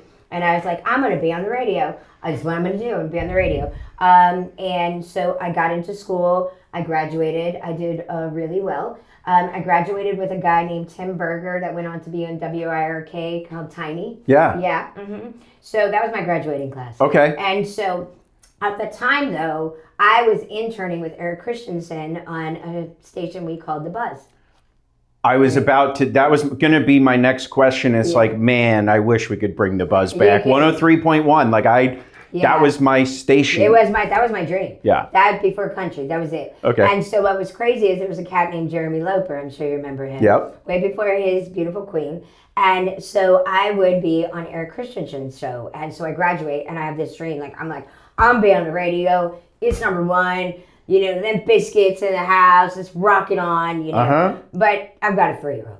So now I'm going in. Eric Christensen doesn't care about me. He could care less. He has no interest. Jeremy Loper starts talking about me on the radio. Now I'm going in Monday, Wednesday, and Friday, and I'm, it's like 7 to midnight, so I'm there at 6 like a nerd. Well, he's talking about me on his show. So I don't know this. I have no idea, okay? No clue at all. I'm just a nerd who's so excited that I'm in this station, okay? Yeah. Wow. And I'm going to be on the radio. Right. And then at the time, my stepson was like, the kids want to meet you. He was like 12, 13. I was like, what are you talking about? He's like, well, they're talking about you on the radio. And I was like, what? I was like, you got to be kidding me. So they better be talking nice. No. So what it was interesting. Loper was talking about me. He was talking about my looks. Okay. And it would make me mad. So when I would come into there, I guess he could see me on the camera, and he'd be like, look how hot this chick is, this and that. So I busted in his studio one day, and I said, who are you? Like, who do you think you are? How dare you talk about me on air like that? You have no understanding of who I am, my intellect, blah, blah, blah, total attitude. Right. He thought it was funny. And so he puts me on air, and he starts talking. And I'm like, what the heck? So I'm on 103.1, not on purpose. Now Eric Christensen's mad at me. Boy, I got in the doghouse for that. And so now I start hanging out with Loper, right? And I think it's cool. But it's strip clubs, it's nightclubs, it's out at night, it's parties. It's Palm Beach, right? And that is not a place to be as a mother. Yeah. So at the time, my husband at the time had said, look, it's one of the two. And I said, no, you ain't wrong. I'm going to go with the 2, slide. So I became mom. Okay. And that's when I let go of my entire dream. Then we moved up here in 2005. I think I got the edge again around 2010. But you got a taste of it there. Yeah. It was a taste. Okay. And then 2009, 2010, I was at Nurse on Call. And so I attempted to go back to school quite a few times. At the time, family life wasn't very stable, so it was not permissible. Yeah. And then I got fired. And I knew I was going to get fired. Our daughter got sick at the time. She had an illness, and she was the first diagnosed case. She had biliary dyskinesia, the first case in St. Mary's. It was crazy. And I worked for a company called Nurse on Call, and I loved that job. I was dealt with medical supplies. Yeah. I was a coordinator, and we had several offices throughout the state of Florida. It was a great job. But they weren't respectful when there was an illness. And I recognized the value and the lack of value they had for me, so I left. So can I ask you a question about that? What do you mean by that? Do you mean that they prioritize like making money above like treating the person with the illness? Okay. Yeah. I would like to explore that a little bit more in a minute. What happened was they were trying to drown me out. So when I came back from FMLA, they put me as like a biller. Mm-hmm. And I was like, I'm not a biller. I've never done this. I've never coded. Yeah. You're expecting something for me to fail. This is intentional for me to fail. You're not providing me respite care. You're not providing me education. I'm not going to any conventions to learn this. You're just like, here's an IC9 book and have fun. Yep. That's failure. That's ensuring failure. And for me, I assess everything. So if there's not an option for being positive, it's out. It's done. It's just simple, out. So I did that. I went to a company called Aloha. I made like $13 an hour after insurance. It was horrible. Ugh. And I hated it. Yeah. And I would get in trouble for writing in caps locks, and then the nurses would be like, she's yelling at me. And I'm like, this is what I'm getting written up for. You gonna fire me. So for like a little while, I kept saying, I'm gonna get fired. And everybody kept saying, stop saying this. You spoke it into existence. I did. And so I did. I got fired a week before Christmas on 5 minutes till Friday. No lie. Okay. I got fired. I was so excited. It took 6 of them to fire me. And I was like, okay, what do you want? And they're like, I was like, no, I'm cool. What do I sign? Yeah. And they're like, what do you mean you're cool? I'm like, Let me out of this place. What do I sign? So I literally, from that moment, went to the bar at Shay's Bar and Grill. Mm-hmm. Shay's Pub, I guess. And then celebrated. And I was going to turn 40 the next year. Okay. So I celebrated, had a huge party, and told everyone I was going to be famous. I was going to be number one. You were going to see me on the radio, and I was going to just go get a job. And I think people were like, felt bad for me. Yeah, okay. A little bit, sure, she is. And so I think that they gave me... She's having a midlife crisis. Right. Yeah. So now fast forward, now it's January. Okay. Now I'm going to the unemployment office in Tradition, right? This is funny. Yeah. And so I go every 2 weeks for my little unemployment check. And he would say, well, do you want... I'd say, sir, if you need me to do the Microsoft stuff, I will be more than happy. But I'm going to be on the radio, and I don't know about this, sir. And he would say, okay, honey, I'll see you in 2 weeks. And I logically think, he felt sorry for me. Sure. Like, I think he thought I was nuts. Yeah. And so, which is cool. Great. This crazy lady thinks she's going to be on the radio. Right. Yeah. So now it's February, okay? And I get to go to school in March. That's the deal. I get to go to school in March because that's the next time to go to school. So now I've got this time window. So I'm driving for some doctor's appointments, and I hear WPHR. And that's how that began. And WPHR launched in December of that year. I heard it in Orlando. I didn't hear it here. Really? I heard it in Orlando. When I called, I said, hey, are you guys looking for an intern? He's like, yeah. And I said, oh, I graduated the Connecticut School of Broadcasting. I was like, oh, that's cool. Can you provide me with your details? Well, yeah, those details went to, I barged down to CSB, went inside to the intern director. I was like, I need like an internship. Whatever you do, I don't care. I'm going to turn 40. I'm going to be on the radio. And he was like, oh my God, I'll give you whatever you want. Again. Yep. So sometimes you just got to find that right person, right? So he gave me a internship. And I remember submitting it to Wave. They denied me. Yeah. And I went, okay, cool. And then WPHR picked me up. So that was March 11th. Okay. Okay. By March 17th, I remember being in the van for the St. Patrick's Day parade. By March 27th, which is my birthday, Jamie DeFrancisco, okay, when they had that club down there in, right by Rio Mar, you know what I'm talking about. I do. Him and Destiny threw me a birthday party. I had a 40th birthday party with a limousine pick me up, and there were people celebrating my birthday, and I started on March 11th. So you can flip it. It was interesting. I came in when we were doing the, at the time, it was the firefighters fair. And our engineer at the time, his name was Ballard. And he's like, what? I was like, what? Do you know his first name? But no, his first name was Ballard. Oh, he's no okay. longer Ballard Fuller. He's no longer me. He Got rests in peace. And he said, well, you're going to have to be outspoken. And I said, what am I supposed to do? And he goes, well, just go talk to him. And it was Johnny Anthony, who's now my... And I was like, you want me to talk to him? And he's like, so I remember just moseying. I was like, hey, you hiring? Oh, yeah, we're looking for people with experience. And we've got, I've got a lot of people from out through the country. And I was like, oh, it's a wrap. Yeah. And then I just talked. I never went to the studio. There was a section you weren't, and Miguel told me I wasn't allowed back there. So all I did was make sure everybody heard my voice. And that's how I got discovered. Mr. Jim Davis, who's a legend, he literally came in and my back, I'll never forget it, my back was to the door.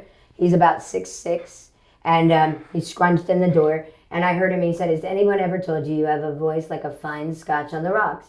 And I remember typing and saying, no, sir. And I just went dream enacted. And then he said... That's a really good way to describe your voice, by the way. Yeah. And so he said, can I speak with you? I said, yes, sir. And he talked to me and he said, oh, I want you to record a PSA. I said, sure. And I thought that was so neat, right? Oh my gosh, I'm going behind the doors. So I did. And you're either supported or you're not. And I wasn't in some ways. So I got a 15-second PSA. And he was a little bit aggravated by that. And so the next day, and I didn't go tell, I was just excited. I got a PSA. Who cares, right? It's 15 more seconds than I got before. I've never even been on there. Like, wait, I went behind the doors. Yeah. And he didn't like that. So he pulled me into his office. It was about 3 hours. We sat. And he went through everything from like just 0 to the current time. And at the time, there was a lot that was going to be questionable. It's going to be questionable whether my marriage would fumble through this. Yeah. Whether or not this was now going to be me on the front line as opposed to me always supporting someone. And now I'm coming out. So there was a lot. And he just said, Christa Stone, you are going to be number one.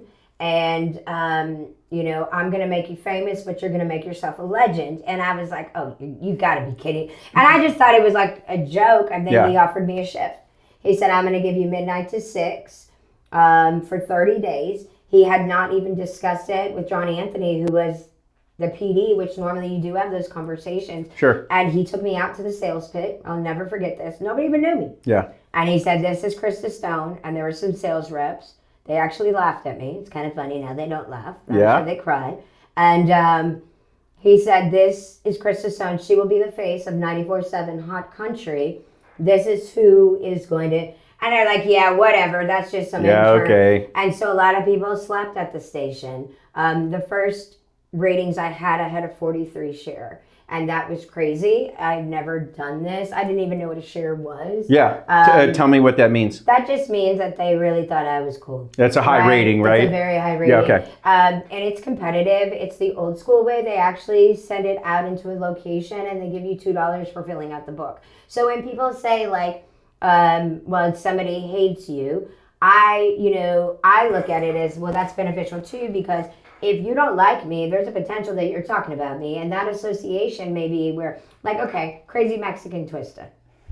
Christa, the crazy Mexican twista. That's your like... Okay, so you're given... Okay, so let's go back. Buzz, you ready what my name was? Cookie Puss. Okay? That's back when you could still say that on the radio and like not be... Yeah, the cake from Carvel. Yeah. That's what I was named after. Okay? So, and that's something, I'm sure they all got together and named it. I was livid. So there was that one, okay? Now, when I met John Anthony, they name you. Yeah. You don't name yourself. And I think people might have this twisted sense of version that, no, everything I do is legal, number one. Number two is involved with many, many permits or individuals that are very much aware, and I'm given full permission to do what I'm doing. Contrary to what the illusion may be that you want to believe it to be. You know what I mean? Because I'm monitored by the FCC. Yeah. Like, they shut Jimmy Kimmel down. Like, I don't think people understand. So it's always funny to me when people minimize the station, and radio is the number one powerful output. Also, country. Let's go back to that. It's number one. It's the only one. Yep. It's always number one. So that's interesting to me, too, is that it is the most simplified, well-recognized music that there is without angst or any of those harsh emotions. Now, some people would say... Or violence or, Right, and some people would say, well, no, Alison Krauss, Whiskey Lullaby... Now, there's sad stuff in it. Of course. There's Cry Me a River, Justin Timberlake, too, and pop. So it just, you know what I mean? It just connotates what impression you want to have. When are you on the air now? 7 to midnight, Monday through Friday. I'm in my 12th year. Okay. You like that shift? I love it. It's funny. I used to gun for the morning shift until I realized that I saw somebody work it, and I went, I don't want that. It's a really competitive space, right? The morning space. No, I think anything in radio is competitive. Like, let's go there. Yeah, sure. The industry is I don't know. So I'm different. I'm very, very blessed. I work for an independent radio station. So we are not iHeart. Which is awesome. Amazing. Yeah. Right? You get to do what you want to do. Like the Jack commercial. Yeah. I get to do what I want when I want. With rules, like I have... The Jack commercial. Man, it's been a while since I thought about that. Yeah, but that's a do what I want when I want. Right. That is me. Yeah. Definitely. Within rules, though. Sure. And I think that people don't understand that I still have rules. I just go out of my box. My rules are extended. Yeah. Like, like you get an extended warranty. I got like extended rules. Yeah. But they're very important. They're law abiding. You know what I mean? Yeah, I've always kind of been into more talk radio, I think, than music radio. But as a kid, I wasn't allowed to have TV in my room, and we didn't have the internet where I grew up. Like, it was dial up, and it was terrible, so you couldn't do anything on the internet. Radio was like I would sneak my radio into my room and listen to it at night, as kind of a young kid into my teenage years, and then real radio was. A big talk radio station back then. And I got real into talk radio. And I think probably listening to that as a younger person kind of leads you into the podcast space and listening to longer form content. I wasn't listening to the radio to hear music. I was listening to hear stories. And those people telling their stories on the radio to me always resonated different because your imagination can still, you're not seeing it. You hear it and your imagination gets to play. Well, that's interesting. So we are to bring you the visual. Yeah. So we are to bring you all your senses. Right. Right? And that is what radio is. And I don't think that people understand that. So like in the dark, like there's a lot of people to be like, well, what do you do? So I use my show to discuss a lot of things that are uncomfortable. Yeah. But there are people that are in my segment and my brand that are uncomfortable. That's like a lot of I've got a lot of the black sheep. I get a lot of people that have made wrong choices or that are in the wrong choice, right? There's some saying about being comfortable in uncomfortable situations that I think like it creates like a calm presence. If you're comfortable when everyone else is uncomfortable, people's eyes are always going to shift to you, or ears, or or whatever. I think Well, that's I think interesting. crisis for me, life has always been a crisis. And so growing up in this chaotic world, I only had me. So for me, crisis management is very, very important. That's it's such like- a foreign concept to me. Like Yeah, I no, love hearing you talk Yeah, about like it. I don't know. There is no other option. Yeah. And that's what's hard sometimes too. And being in the public so much, I don't think people know. I cannot be personal. A lot of people think that I'm so personal. It's like I'm really not. Right. I am to a certain context. I do share a lot of things, but a lot of people don't know the hardships that I encounter almost on a daily. I am disrespected consistently. I'm made fun of a lot. I'm in social circles. There's a lot of people that don't respect the things that I do because I'm not asking for it. I'm doing the job. So that's the difference between someone like me versus somebody that has an opinion or has the opportunity to have an opinion without doing the work. You're not seeking the people's approval. You're doing your job. Yeah, that's it. That's Whatever it. comes of it, fine. And I'm but this so is sorry. this is what I'm doing. And I'm so sorry. Like I was thinking about it, and you are correct. There are so many projects that I don't take acknowledgement for. Like I've sank 8 artificial reefs. That's amazing. That's $123 million that is generated to our economy on a yearly annual since 23. Yeah. So like when you think about that, and that's not even real because we don't even have a current socioeconomic impact study, but like right now, for every dollar that's spent on an artificial reef in our world, there's a return of $144. I want to slow down and just say that again. And we probably glossed over it when we were talking about the artificial reef projects. For every dollar that is spent, and I had to repeat this when you told it to me off camera too before we started. For every dollar that is spent, there's $144 that comes back into our local economy And that's that we low. benefit That's from. not even done yet. Yeah. I'm going for the lowest and oldest study. I'm not even going for the most recent because what I would like to see is a socioeconomic study of the entire totality.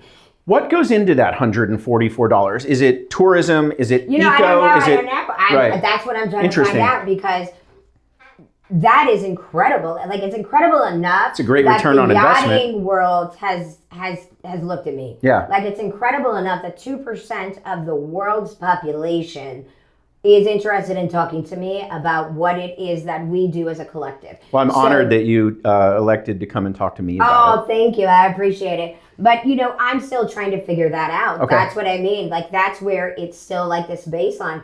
And so, like, for me with McCulley, Jack McCulley, he's been doing that way before I came along. You know what I mean? Mr. Oppenborn, Boo McCulley they started in 96, 99. Yeah. So, right? So you're talking now they did sinking of other vessels throughout the state, the same with Latham, but there's a very small group of people that are into what we do. So when you're thinking about it, there are people that, hey, I want to sink a boat. Okay, that's great. USS United States, beautiful, but the West Coast has BP oil spill money. So when you're thinking about that, they also don't have a system like we do. They don't have the Atlantic churning and giving them that beautiful opportunity for movement, right? So they've got to develop more of a stability over there in their ocean world because their ocean world is different than ours. Oh, way and different. so many people don't understand that. So some people will be like, yo, you did this project, it's great. But what happened after the project? Can you tell me how many lemon shark are there? Can you tell me what species? Because we've gone through that. And I mean, I remember years ago, Jim Oppenborn being like, okay, so there are people saying that there's lemon shark spawning. And I told him it's completely impossible. He was frustrated about this. He was so... What, because of your reefs? No, it wasn't that. We were frustrated because we couldn't vet whether or not it was true. We were frustrated I that there see. were people making these assumptions and saying that these scientific facts, but we didn't have the hardcore facts to back up what you were saying. Got you. Until somebody went out and took it for us. And then we saw it. And then we went, okay, we don't need no facts. We saw them. We see them on the reefs. Why aren't we sinking? This may be a very dumb question. Why aren't we sinking more boats? Is it a cost? Is it environmental protection? Is it that we don't need more? What's really funny? Let's go back. So reefing took a hit. Yeah. So let's just talk about that. So Creating reefs. No, reefing took a hit. So What is reefing? Like the artificial reef. Yeah. I call it reefing. Okay. So it took a hit in the state of Florida. Let's go back to the Aculina Banks. Yep. Okay. So there was this bill. Okay, and it was the SB 10, and it was fought rather hard, and a lot of people that I knew, including myself, we blocked the Aculina Banks from being fished. So Yes. you know. Yes. Yeah, that was me. Okay. So Anyway, we need preservation areas. I'm okay right, with but it. nobody really cared, but we got it done. Yeah. Okay, so we blocked that the first run. Now Okay. you're back on the second run today. Yeah. Just so you know. Yep. Okay. What's interesting is that when it comes to reefing, there's not a lot of understanding about what's out here in your ocean. Yeah. So people don't know that you have to have two areas for your development. You have a nursery here in your Indian River Lagoon, right? Our estuary. It's a baby nursery. But in order for your baby nursery to develop, you have to have your Aculina. So you have to have the shelving, right? So there's different levels, right? 450 feet, some are 3, some are 2, some are 120. Those are required, necessary for the reproductive, right? Our whole ecosystem here is dependent on it. The entire ecosystem is dependent on it. So I don't know why we're not doing enough. I can tell you that we are coming back. So it's your opinion we're not sinking enough boats, right? But the issue was not because of that, but because a lot of people got upset about the Aculina, and so then they came after the reefs. So it is a system. So reefing actually was put on hold for a little bit because there was some questions about turtles and maybe humans getting hurt by reefs after the Aculina. So we had to go through all of those. Then McCully Marine actually folded. They went out of business. Okay. They closed their doors. They'd been along for a long time. And so when you take that industry, then you take, maybe there's an issue getting permits. Yeah. It became complicated. So reefing took a hit. Reefing actually went up 300%. Yeah. So when reefing used to be $1,000 a foot, I'm looking at $3,000 to $4,000. The boat that I have is 67 foot. My bid right now is $190,000, and she doesn't even have her engines. Right. Like she's got very little, if any fuel or any oil absolutely on her. There's just other things. That doesn't even include my deployment. Right. So there has been a huge issue in acquiring funds for that. The difference between other counties is it's based on your tourism. So when we think, well, I just found this out because I've been talking to FWC, you know, I was advised that I needed to get more educated about the policy. So that's what I did. Fair enough. And so what I recognize is that it really does develop on tourism. So here, there's a lot that our county can learn as being one of the forefront runners in sinking artificial reefs. I don't know that we have a lot of counties out there that have done what Jim Oppenborn has done. Jim Oppenborn is the alpha and omega. He is exceptionally respected when it comes to the state, when it comes to federal, everybody just, they think he's amazing, as do I. He is an ichthyologist, and his concerns are fish, like, which leads to, you know, a healthy house, a healthy child, all of those things, right? So, you know, we definitely want to see more reefs taking place. With what is happening now, they're actually confiscating these vessels. So now there's becoming a lot more vessels available. Yeah. So what we're interested in doing is actually working with the state, and we will actually be reefing around the state of Florida. So we'll be going into individual municipalities and teaching them what we've been able to develop as a skill set here. Yeah. There are a lot of agencies, I don't tell everybody, you know what I mean, but you know, FDOT, FWC, a lot of the environmental protection, they all know about the work we do. Morris Creek is one. I was just advised that there are several agencies that are coming in March to look at the work we've done. And they're like, Christa, it's you. And I'm like, what? No, it's you. And I can't even say it's not me now, right, because it was my idea to lower the water. I have it in my notes, which I'm not really referencing as we go through this, that you are tied to so many projects, but seemingly you don't take credit for a lot of them. And, there are people that take credit for my work. Yeah. Okay, two things. One, I have a proposal. It may not be a popular one, but we can look into it maybe. I would like to see the county propose that we take some of these sailboats and just go sink them. The ones that are parked here in our front yard for months on end. Just kidding. But as a navigational hazard, I can't stand those damn sailboats. But I know. And I'll haul some of them out there and sink them if that's so someone gives interesting, me because permission. I actually had some conversation in regards to that with Mr. Josh Revord and Mr. Landry and some of our amazing commission in regards to a ALA system, which is an anchoring limitation access area out here, you know, your little area. I'm very interested. Versus the mooring. So what's interesting is I'm so grateful that Mr. Rivard made sure that the county is very much interested in mooring. Yeah. So we are definitely looking at it. Commissioner Townsend has been influential in her tenure of just being so advocating of, cleaner water, making sure that our areas are safe and developed sensibly. As a boater, I see some of these sailboats on anchor for months and they don't move. Well, there are new rules that are working, and I do love the fact that FWC and the Marine Unit, if you did see yesterday, the sheriff was Mr. Britt Reynolds, who I love very much. He, from the sheriff's, he was on, I believe, it wasn't WP Channel 12. Okay. And they were talking about CBS. And they were talking in regards to they're actually recruiting people and they're actually going to cross over and train. The Mariner unit is exceptionally important. When you think of the borders, this is your border.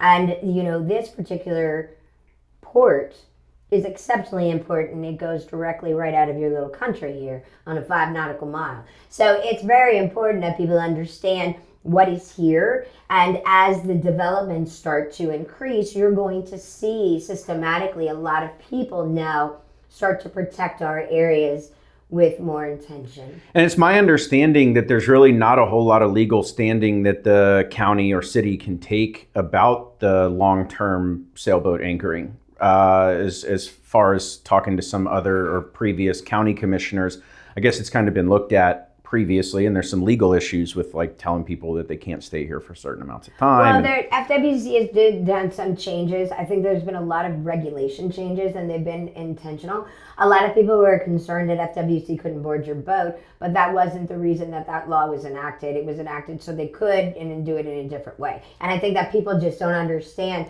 that when we're looking, FWC is out there to monitor wildlife conservation, right? Yeah. And in an emergent situation, act as a law enforcement officer, right? Right. But their job is not to monitor borders. So that is where we are going to start to see the crossovers start to transition. Good. And that's also, I personally believe, that's why you saw them not allowed to do certain things. Some of these things are being taken away from them because they need to stay in their Conservation Act. Focus on what they need to be focusing on. Let Coast Guard and Sheriff and let them worry about safety and boater advocacy and like those things. I mean, boater safety is still a part of FWC, but when it comes to suspicious activities or things that could actually... I don't want to be pulled over by FWC and them asking me to see my life jackets every time I leave the damn marina. And for the last 10 years, that's what it's been. Like if no one else is around and they see you, they're just going to come bother you and just check to see if you have all your stuff. Hate it as a boater. I do realize that they have their position and there are things that they do that I think are good. I was happy to see some changes in maybe their approach to what they're doing. Yeah, and I am happy too. I love all law enforcement. I love all government agencies. I think, being a government child, that's just always really respected on Sam. And, when they're out there, they really are... They're on the front lines, man, and you don't know what could happen. And coming from a family that was murdered, like I just know that and that was 10 miles off. Yeah, that was right in your Gulf. So it's real. It happens. Trafficking, kidnapping. All of those things are real. And going back to the drug industry, drugs are a business. At the end of the day, it's one of the biggest ones. It's just a business. So my theory on the tainted drugs.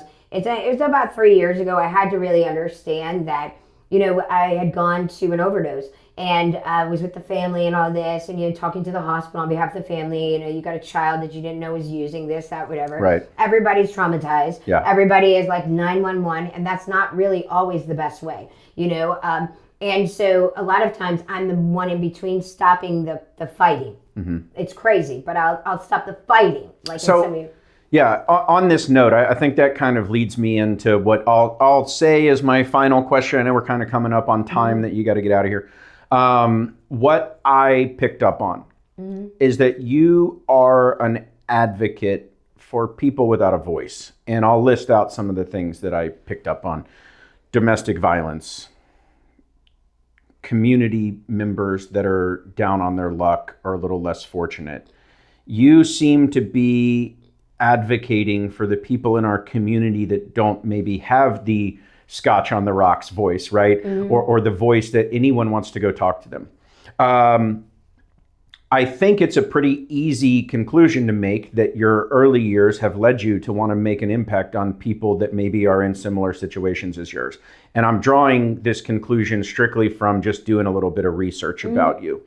Talk to me about, you're not from here, like originally. You grew up in Miami. You don't have strong family ties to our area specifically. Why the heck are you so interested in our community? Aside from the fact that you're a great person and you work here and you live here, everyone works here and lives here. Not everyone gets as involved as you do. And I find it interesting that someone from your background, with all of the challenges that you face, you're one of the people who is in the community trying to make the most difference. Maybe it makes me feel a little guilty. I have had this easy cakewalk life, and you're working way harder to make our community better than I am. So I guess my question is, like, where do you find the strength coming from where you come from, your background, what happened to you as a kid, what happened to you as a younger adult? How do you continue to advocate for those people? And I think it's probably an easy answer for you here, but like, I'd like to hear it from your perspective. So I think from my perspective that when I was told I was adopted when I was 12, there was a lot of controversy in that. And from that moment on, my life shifted. Okay. And I became a paycheck and I became a burden. And so from that moment... Can I ask a clarification? And I'm sorry, I'm going to keep interrupting you here because there's a lot about what you're about to say I think I don't understand. By you being a paycheck, do you mean that whoever was your guardian or whoever was in charge of you was just collecting the check for being your guardian and not really giving you guidance? So let me, okay. So I was raised with family, right? And so with that on my father's side. And I was under the impression that they were favorable to me until I was 12. Yeah. And then I was advised that I was adopted and that my parents were killed and that they loved me so much. And so from that, I had the best ideas of why was I adopted. I thought it was so cool. I was like, wow, you love me. What's crazy is I was brown and they were white. So that should tell you how much I loved my family, that I never even knew that there was a color difference. Yeah. So at that time, that's when things changed. And, the woman that raised me actually cashed out my entire trust fund in 1986 and sold my trust fund of $187,000. So when she did that, would have been a good start to life, huh? When she did that, that's when the games began. Sure. So my relationships with Texas ceased. I never went back home until I was 18 again. All complications became because I was adopted and my parents were dead. My father was exceptionally influential. So when she made phone calls, you ran for her and you did whatever she said. So I was consistently placed against my will. And I never fought because my father was exceptionally powerful. And it was just, okay, I'm here. And I would be in these places, mental institutions, I guess they call them Baker Act now, sometimes 30, 60, 90 days.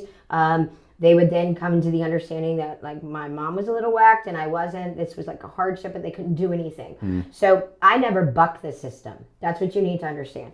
So I left at 18 with the clothes on my back. She said I couldn't have a tattoo, an iguana, and I think I wanted my belly button pierced. That was your wish list? That was my wish list. Like pet iguana? Not a tattoo of an iguana, right? I wanted those three, and she said I had to leave. And do you remember what the tattoo you wanted was? Yeah, well, I just went to Lou's Tattoo and got it. You just wanted a tattoo? I just wanted a tattoo. Okay. And it was crazy. So she said no. She was so mean to me that when I graduated school, she put me right in college. So I didn't have the opportunity like everybody else had to go hang out for summer and do everything. I had to go right to school. Yeah. So you went from school to school. There was no summer break. And I didn't get a driver's license. Yeah. So then I was dependent because she didn't give me a car. Had to keep you close. There were so many, there was all these great things.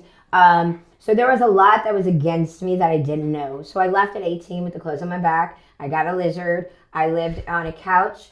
I stayed in a house that smoked crack. I'm being honest. Yeah. And I had 3 jobs. I had no driver's license. I got to Metro Zoo from Kendall Drive. I got to Town and Country, and I worked at a daycare center. And I worked for about a year, and then I took off to Tennessee. And I lived there for about 3 years with that Jessie.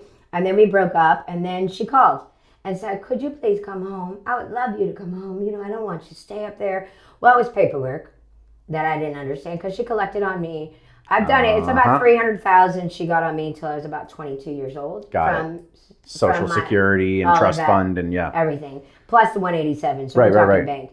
And So I came back. It lasted for about 6 months.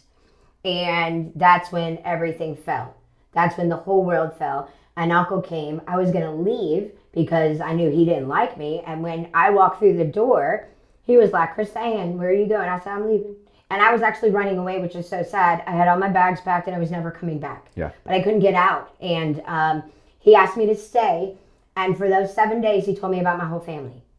And so I sat with this woman who said she was my mother and had told me my brother had died, my sister had died, that my parents were horrible human beings and that they had nothing. And I grew up this way. And here's her brother who joined the Navy because of my father. And told you the real story. But didn't know he was telling me. Right. So when people say I don't have patience. He wasn't doing it maliciously. He was just telling you the story. Because he never knew that she didn't tell me. Oh. She hid me. Right. So he didn't know. So there I am being told this at Thanksgiving. And I never said a thing. So when people say I have no patience, they have no understanding where I come from. Because there was my whole life being told to me after this crazy woman that I thought was crazy. Nobody ever listened to me, and I figured she was crazy. And now I'm being told that she is crazy. And so about a week after that, he goes home, calls me up, and gives me their phone number. Yeah. Like in his black book. And so I talked to them. Now I've been missing to them for 21 years. My siblings. Really? Yeah, my name was changed. My identity was changed. I was taken from Texas, brought out of the country, and then brought back. Think about it. It was changed. Yes, like how would they know? The internet wasn't prevalent. There wasn't that. And I never went back to Texas. Right. So how would you know me? So they never said anything to me. They were very nice. They talked to me about my family. They knew my family. They knew she had me. They were actually unwelcome from the family when my father passed. Their father too. They were banned from the family, so I was the only one. It was just this weird stuff, but it was all to cover secrets and take money. Well, of course. So where did that put me? That put me understanding that at 22 years old, there was a person that was supposed to love, honor, and take care of me and had stolen from me my entire life and made the position that I was the problem. So once I registered that, I kind of flipped the cards, and I thought it was funny. If it could happen to you, it can happen to a ton of people. So getting into this job, now fast forward, coming out of a marriage, coming out of, I should have never been in that marriage. I don't think I was healed. I think that I went from trauma to trauma. Yeah. Now I'm not, and I see that, and I'm very grateful for that. But I've seen some of your Facebook posts recently, and it seems like you feel a little bit freer to say what you want to say. I feel like I can say a little bit more. Good. I think it's important that people know that I didn't have a voice, and there was no one, but there was God, right? And it brings me to the thought of tears when I think that there are people that truly believe they have nothing. And I had nothing, but I had God. And God is what protected me. God is what brought me here. God is what has done everything, even though to people I may not be compliant enough to that. And it would have been really easy for you to give up. It would be so easy to quit. At any time, like any point in this story, it would have been very easy. But that's why it doesn't bother me if you don't like me. So when people are like, I hate you, I'm like, you know that just absolutely triggered me to be like, what's up? So that means so it's the reverse psychology. I don't think people are prepared for that. I don't think people are prepared to say, I don't like you, but I'd like to see it in a room and have a discussion. Charlie Kirk was one. I'm a debater. I may not publicly debate, and I'm not debating about religion. No, but you're a good communicator. But I will debate, and I will dethrone you very quickly if that's necessary, just as I hope you do to me. Sure. Right? You get what I mean? It's an equality. Nobody should... Somebody throws some BS out there, you got to call them out on it. Exactly, and I think that that's important. So when it comes to mental health, when it comes to that component, that's important. Nobody was there for me. When I had children that were out of control, there was nobody for me to call. There wasn't a 988. There wasn't 211. It was me, and I was being told to handle children that weren't mine and be responsible, making decisions and choices that I was inadequate in doing without the support that I needed to back those things up. And it was a failure. That is a horrible place to be. And when I think about that, when I think about my sweet friend, T, that just happened. I'm not trying to be a superhero. Yeah. That's not what I'm trying to do. I'm not trying to come in and rescue you, but I am a connector. Okay. And if I do come in, I have the ability to connect you to the highest. Now, sometimes that's good. Sometimes it's bad. It could be a death trap. I can tell people that all the time. Don't use my name. It is not beneficial. There are going to be people that are going to shut the door. Well, as soon as I find out you shut the door, then I need to know why, and then I come back. So if you shut the door on people, then that just inquires me. Anybody who advocates for a cause worth advocating for generally is going to find pushback from somewhere. Well, that's interesting because when it comes to Morris Creek, I've done that 10 years. Yeah. I love Lincoln Park. I have a house that I favor very much. It's 326 15th Street. And that is an active house that people would say is problematic. I say you don't have enough resources, so why do you call it problematic? Because I go there and I come there with resources and I don't see people joining me. I'd love you to take a walk with me and go along with me on Morris Creek and to see where I've been. I've been dosed by drugs. I've been, threatened. I've had a woman last time I was decorating a Christmas tree. She went and got high, and then she came back around with broken glass. I was like, I'm going to slash your throat. I was in heels. I was not prepared for this, and I had to buck up, turn back, and be like, let's go. Yeah. Like, you ready? Because I will stand with you. And I don't think that people understand that I'm a survivor, and so I will adapt to whatever is necessary, but that also means that I'll hold space for you to adapt. And I think that is what makes it different, is that I hold space for you. Yeah. Thank you. I mean? Thank you for sharing that with me. I appreciate it. I will take you up on your offer. I will go walk through around Morris Creek with you anytime. You tell me, let's go do it. All right. So I'm going to have to reference my notes for my last two pieces, and this is going to be it. A little bit lighter. All right, we're going to end with a little bit of a lighter. I can't believe I cried, bro. You want me to edit that out? No, you're fine. It's good. All right. It shows that I have emotions. Tell me about your dog. Oh, Teak. Oh. Now, I read the word teak, and I automatically assumed that it was because you're affiliated with boats and the wood. Straight up got it wrong. It's Tiki, isn't it? No, his name is Teak, and it was correct because at the time, my husband we were going through a divorce, but he was doing a pontoon boat, and I was working in Lincoln Park, right? And I mentor a lot of people. And so I was actually at Little Jim's. I had a young man that I was working with, and I was with Kurt Stevens. And so I went back to drop him off on D and Means Court. Okay. So I get out, talk to his family, whatever, and then this little dog runs over my foot, and I pick it up, and I give it to his mama, and I say, here you go, here's your puppy. And she said, oh, Miss Christa, that ain't my puppy. I said, well, whose puppy is it? I need to return it. And she goes, oh, girl, that's like a rugged dog. She's a street puppy. And I said, what do you mean? I said, okay, fine. I'm taking it. So then, the manipulative side of me, I did name him Teak because Rob was looking at teak wood at the time. And so that was... I was right. You were. Okay. No, it's so true. And so Rob was like, we're not having a dog. I was like, okay, fine. So that was my first dog. I've never really ever had a dog. Yeah. From zero to... So he's my best friend. Like I've had a lot of injuries.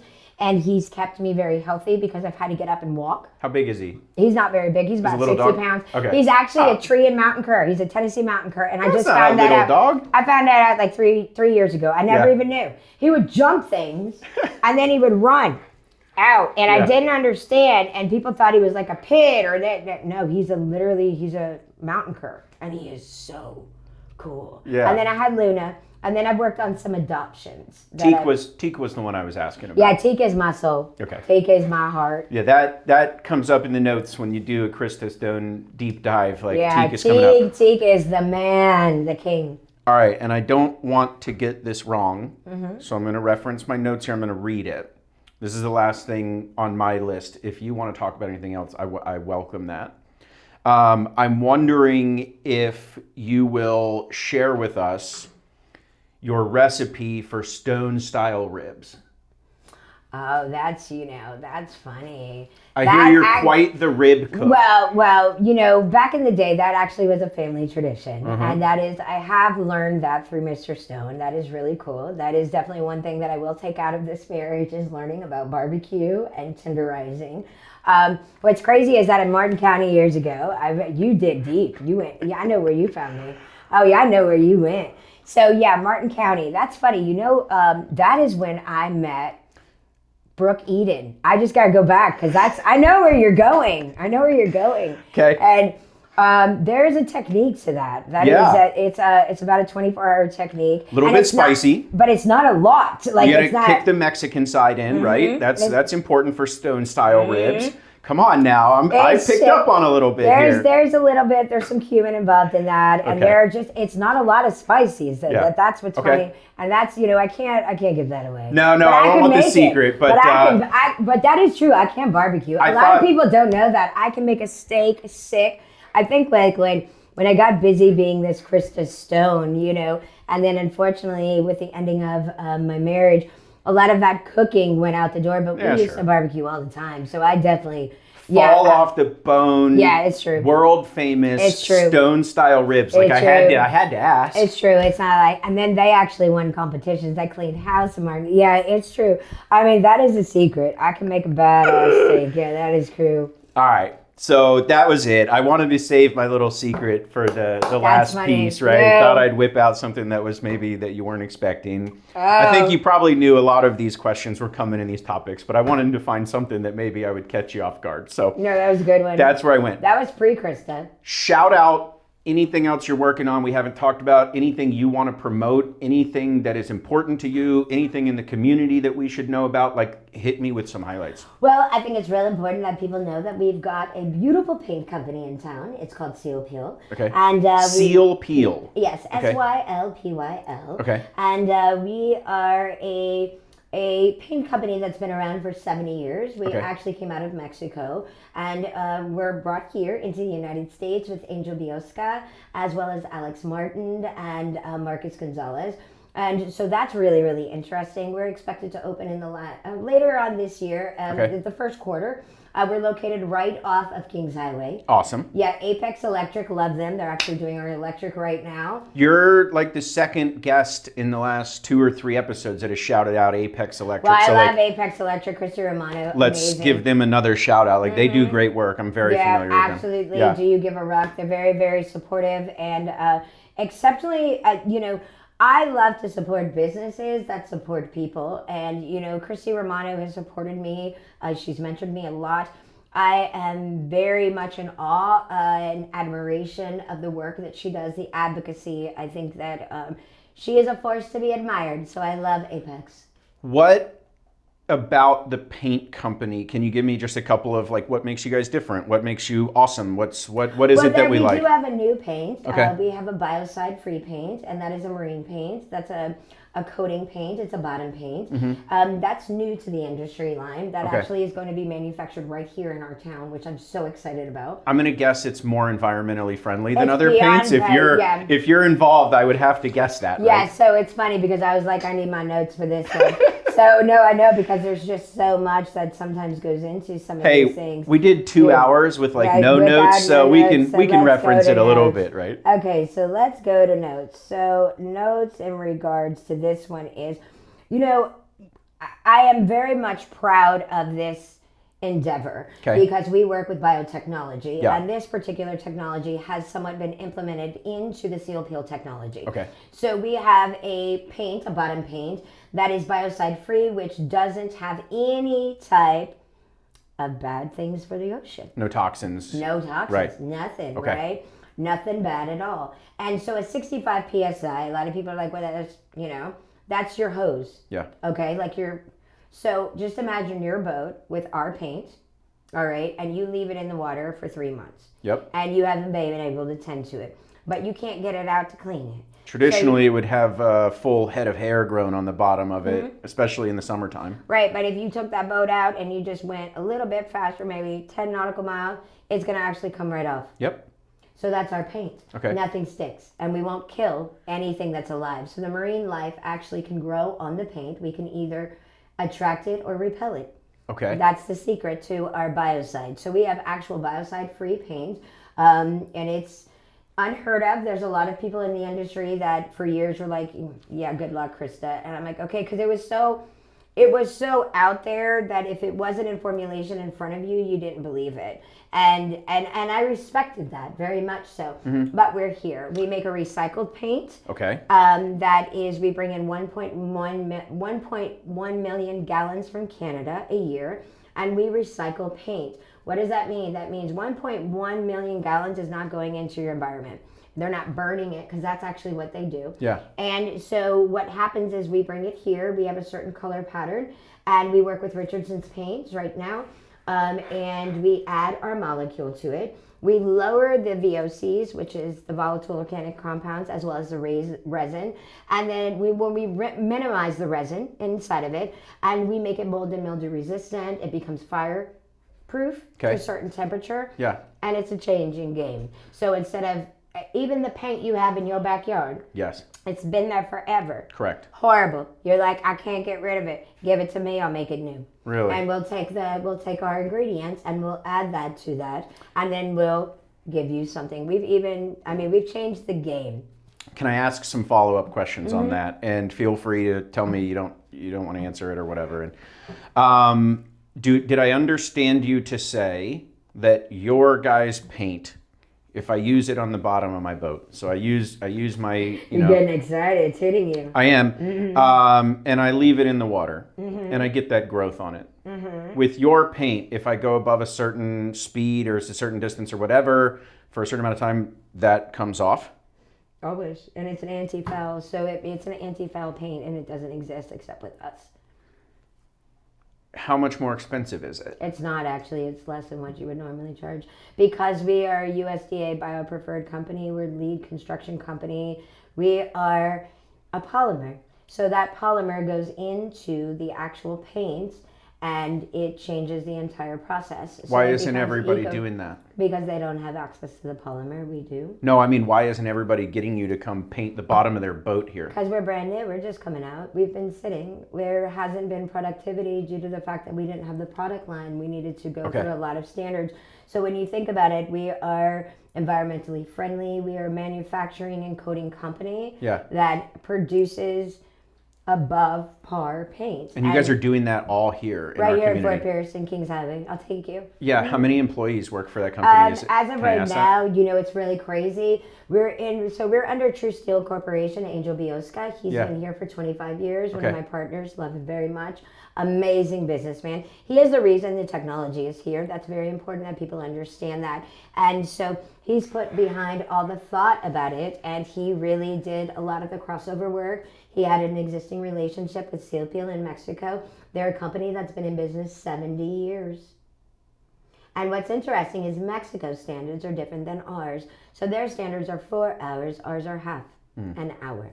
You know, it's interesting. There's so many boats. You talked about Causeway earlier, and you guys had one of your boats sitting over there for a long time before you sunk it. There's so many boats that sit over there, and they never move. It's like permanent dockage for them. I mean, come on, this is amazing. Well, no, I mean, if we had our ZT there, it would be like, and that's what will happen. You'll see us now come out, and we'll now start to talk about it. Like this is exciting to me. And we weren't talking about it. That was the thing. Like, there wasn't a lot into the product line. There wasn't. It was all the nuts and bolts had to go into the process. You know, still very early in the. It's still very early. We have a tech cafe. That's nice. That's located in Port St. Lucie. What does that mean? That is an area where you can come learn about the technology, and then we'll offer you like coffees, espressos, things like that. Where is that? That's right on Port St. Lucie Boulevard. Okay. 2 doors down from Shays. Okay. Directly across from City Hall and Circle K. Yeah. On Port St. Yes. Yeah. So we'll be there. Eroso and Port St. Lucie Boulevard. Mr. Bioska has been there for very, very long. Okay. This is his establishment. This is all his stuff. And we're just blessed and honored to be a part of this family, and be trusted to be involved. There's quite a few of us that are involved in this. We've been very quiet. It's been interesting. There've been many doors that have been shut. I joined all those networking groups. Yeah. I try to be like, hey guys, we have a paint company. They're like, you'll never do it. It'll never happen. I got told that we would never have a. You don't respond to that. No, what I got told was you'll never have a warehouse. You'll never have a production company here. Like, I'll never have a manufacturing and blending company. That's what I got told. Well, people told you were never going to be on the radio too. So. And then I was like, okay. And then the only reason we were quiet is because we got hit by tornadoes as soon as we purchased the property. Right. But even there, that got crazy. They tried to play with us. And here they do that. So they try to say that the property was tainted and that then you couldn't get a loan on it. So then we had to come up with the cat. Like everything that they tried to throw, we were like, okay, let's play. But you know, that's the way it goes when you're working in technology that people aren't familiar with. I think people now have started to become familiar. Richard Coletti, amazing leak busters. He's got a great opportunity. You'll see him develop a product called MolecuShield that is amazing to the industry, and he's the only one who holds it in North America. So if you're wanting that product line, that's Mr. Coletti. We got some cool stuff going on here. It's like cool stuff. In St. Lucie County, there are some things that most people, it's just operating around you on a daily basis. You have no clue. And that's what I love about this particular area. I do have to say that's what I love is that, you know, I think a lot of people don't know, like, who you could be. Yeah. And so for me, I get that all the time. Like if I'm in the creek or if I'm on the boat or I'm doing dirty things, I'm dirty. And I'm going to be dirty that week. I'm not doing my nails. I'm going to clean them. I get it. Okay, Susie? They look great, by the way. Thank you. Well, these are fake. But I'm saying, like, you know, Susie, I'm sorry that there's mud there because I was picking up the trash in between a rock and, like, you know, and then I'm going to be right there at 7 o'clock in the morning. So, like, and so people don't understand that type of work that really goes in it because we are hands-on, but our work speaks for itself. So, you know, one thing I would do, I'm very proud of the work we've done at Marine Clean.